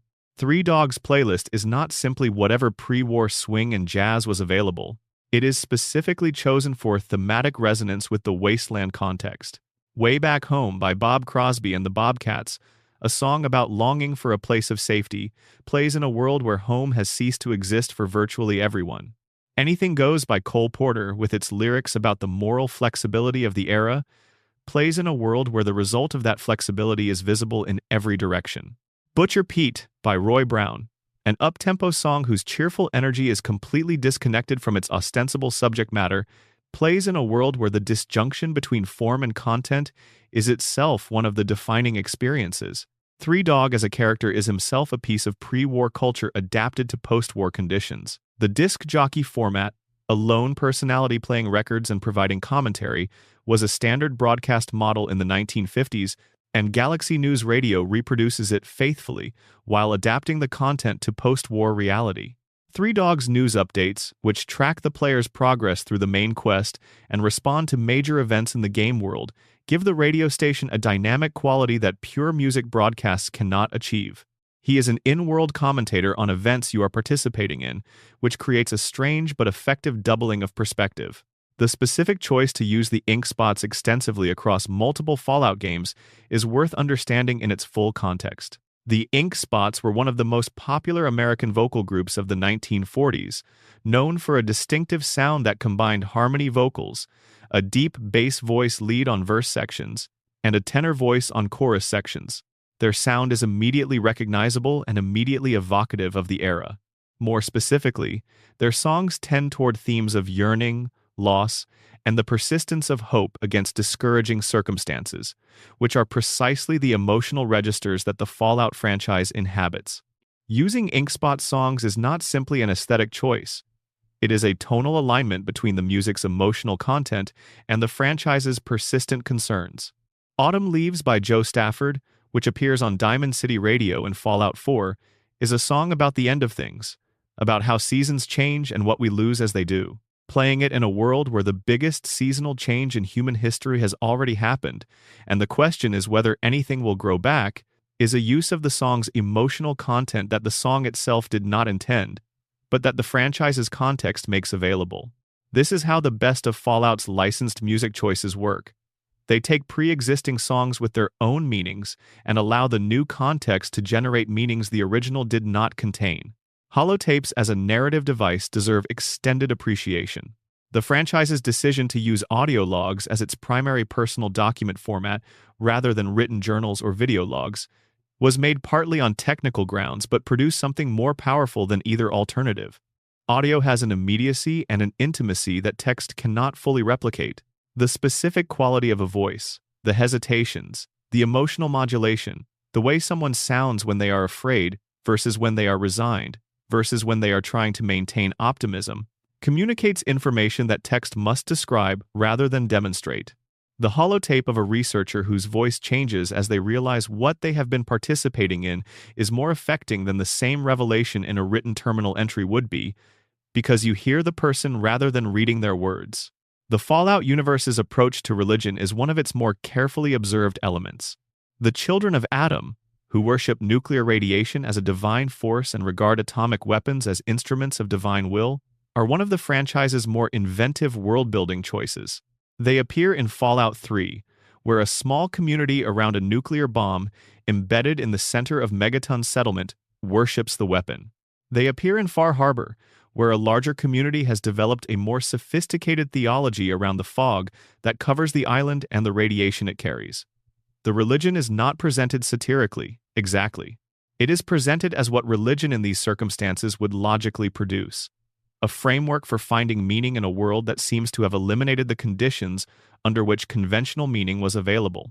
The pre-war American culture that the Fallout universe preserves in its advertising aesthetics, its brand names, and its consumer product design was already, in the game's framing, a culture with problematic aspects that the aesthetic cheerfulness was designed to paper over. The suburban ideal of the 50s that the franchise's visual language evokes was also a period of significant social repression, of active racial discrimination, of Cold War paranoia that destroyed careers and lives, of the beginning of the conformism that the following decade would spend itself rebelling against. The Fallout franchise knows this. Its use of the aesthetic is not nostalgic but analytical. This is what it looked like when the optimism was loudest and the rot was deepest, and here is what happened when the rot won. Number Section 12. Forgotten history, rare facts, and the franchise's deep details. The Fallout Bible's history is more complicated than it is usually presented. Chris Avellone began compiling it in the early 2000s as a fan-facing document intended to answer accumulated questions about the franchise's lore and to provide consistency guidance for future development. He distributed it free of charge through Interplay's website in installments. The fact that a game company was making its lore documentation available to the public at all was unusual. The specific thoroughness of Avallone's approach, addressing everything from timeline inconsistencies to the precise mechanics of the FEV to the cultural history of specific regions, was exceptional. The document's canonical status has always been somewhat ambiguous. Avallone was a key developer at Black Isle, and the Bible reflected his understanding of the intended lore at that point in the franchise's history. But subsequent development by different teams under different creative direction has sometimes contradicted Bible content, intentionally or otherwise, and Bethesda's ownership of the franchise since 2007 means that Bible content has no special protected status relative to any other secondary source. Fans continue to use it as a reference for the Black Isle era specifically, and much of its content has held up as accurate to the games it was documenting. The Fallout pen and paper role-playing game produced by Modiphius Entertainment, released in 2021, represents the franchise's most direct translation into tabletop form. It uses a dice pool system called the Momentum system, which Modiphius also uses for other licensed games, including their Star Trek Adventures game. The core rulebook received positive reviews for capturing the tone of the franchise and providing sufficiently flexible tools for game masters to run sessions that feel genuinely post-apocalyptic without being merely grim. The game includes mechanical representations of VATS through a specific combat option, and its faction-building rules allow extended campaigns that develop regional political situations over time.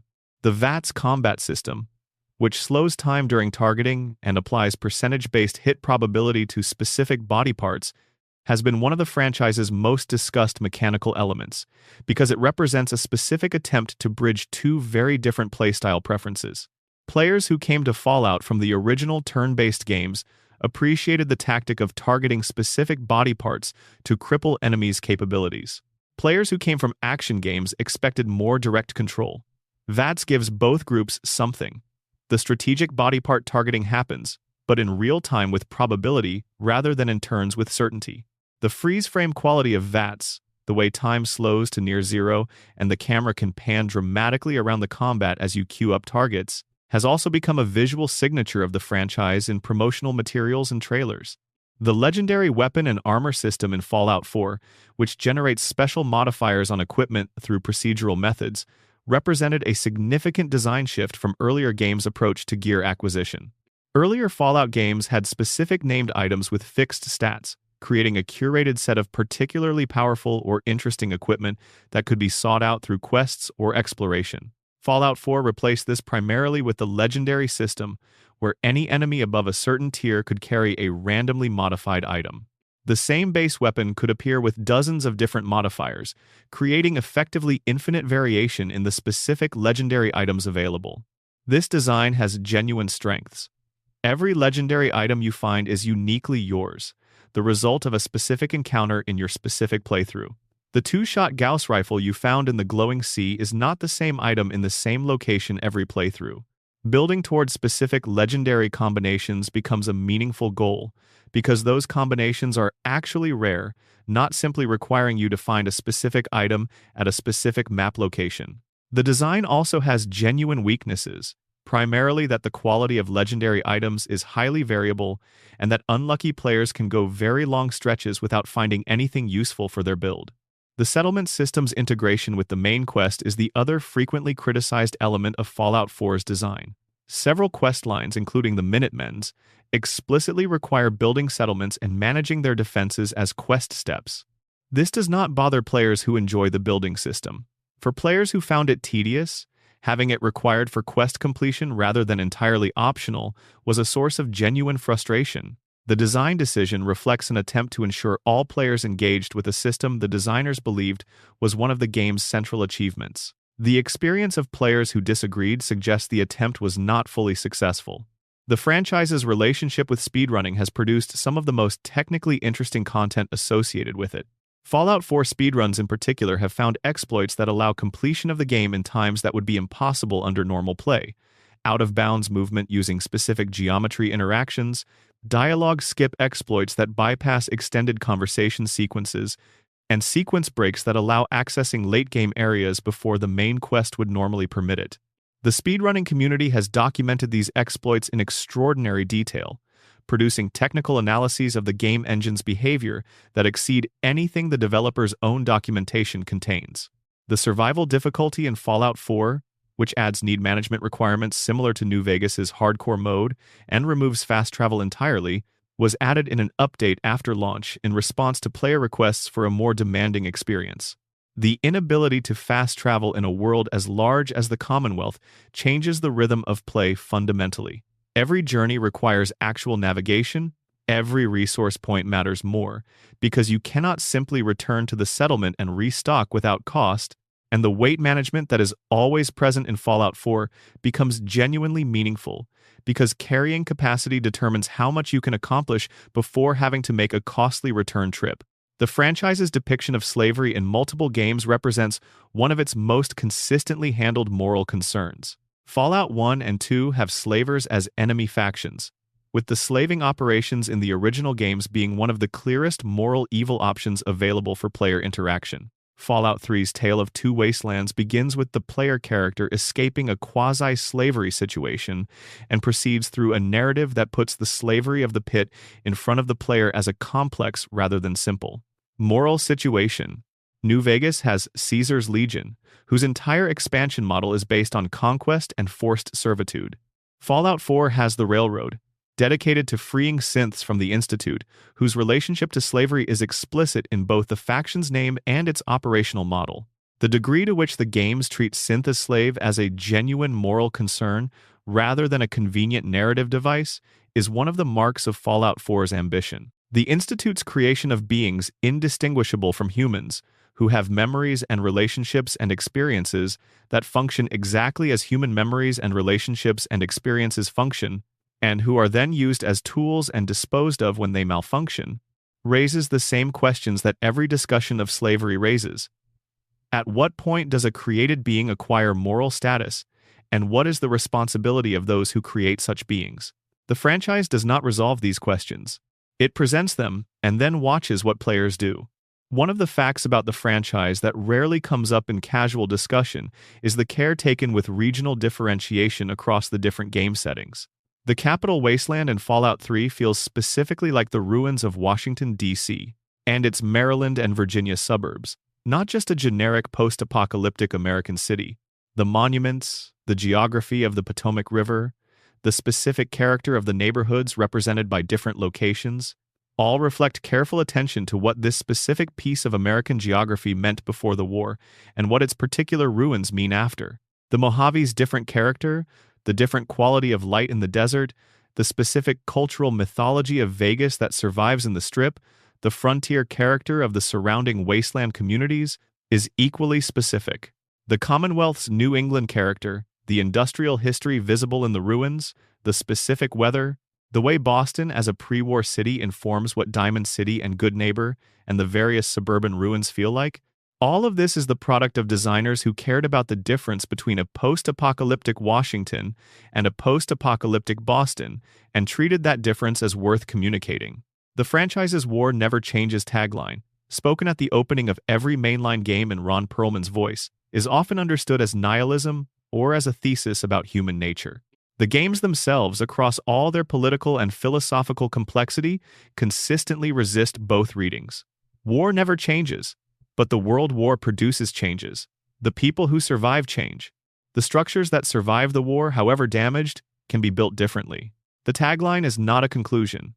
It is the premise from which every game proceeds, the condition under which all the building and choosing and deciding happens. War never changes. Everything else does. That is the space the franchise occupies, the distance between those two sentences, and it is large enough to contain 30 years of stories and counting. The Wasteland, in whatever form Fallout 5 eventually presents it, will be another version of the same fundamental question. A world that has been destroyed and people deciding what to do in the ruins. What to preserve? What to discard? What to build from the pieces? The franchise has been asking this question since 1997, and the question has not been answered and may not have an answer that holds across all the different situations in which it can be asked. But the asking matters. The persistent insistence that the question is worth asking, that human beings in the worst circumstances are still making choices and those choices still matter, is the moral center of Fallout, not optimism, not nihilism, something more honest than either, the observation that people keep building things in ruins, and that sometimes what they build is worth building. That is what the Wasteland is, that is what it has always been, and that is why, after 30 years and more games than anyone reasonably expected, and a television show that brought millions of new people to the same question, the Wasteland is still somewhere people want to go. Rest well. The Wasteland will be here when you wake up.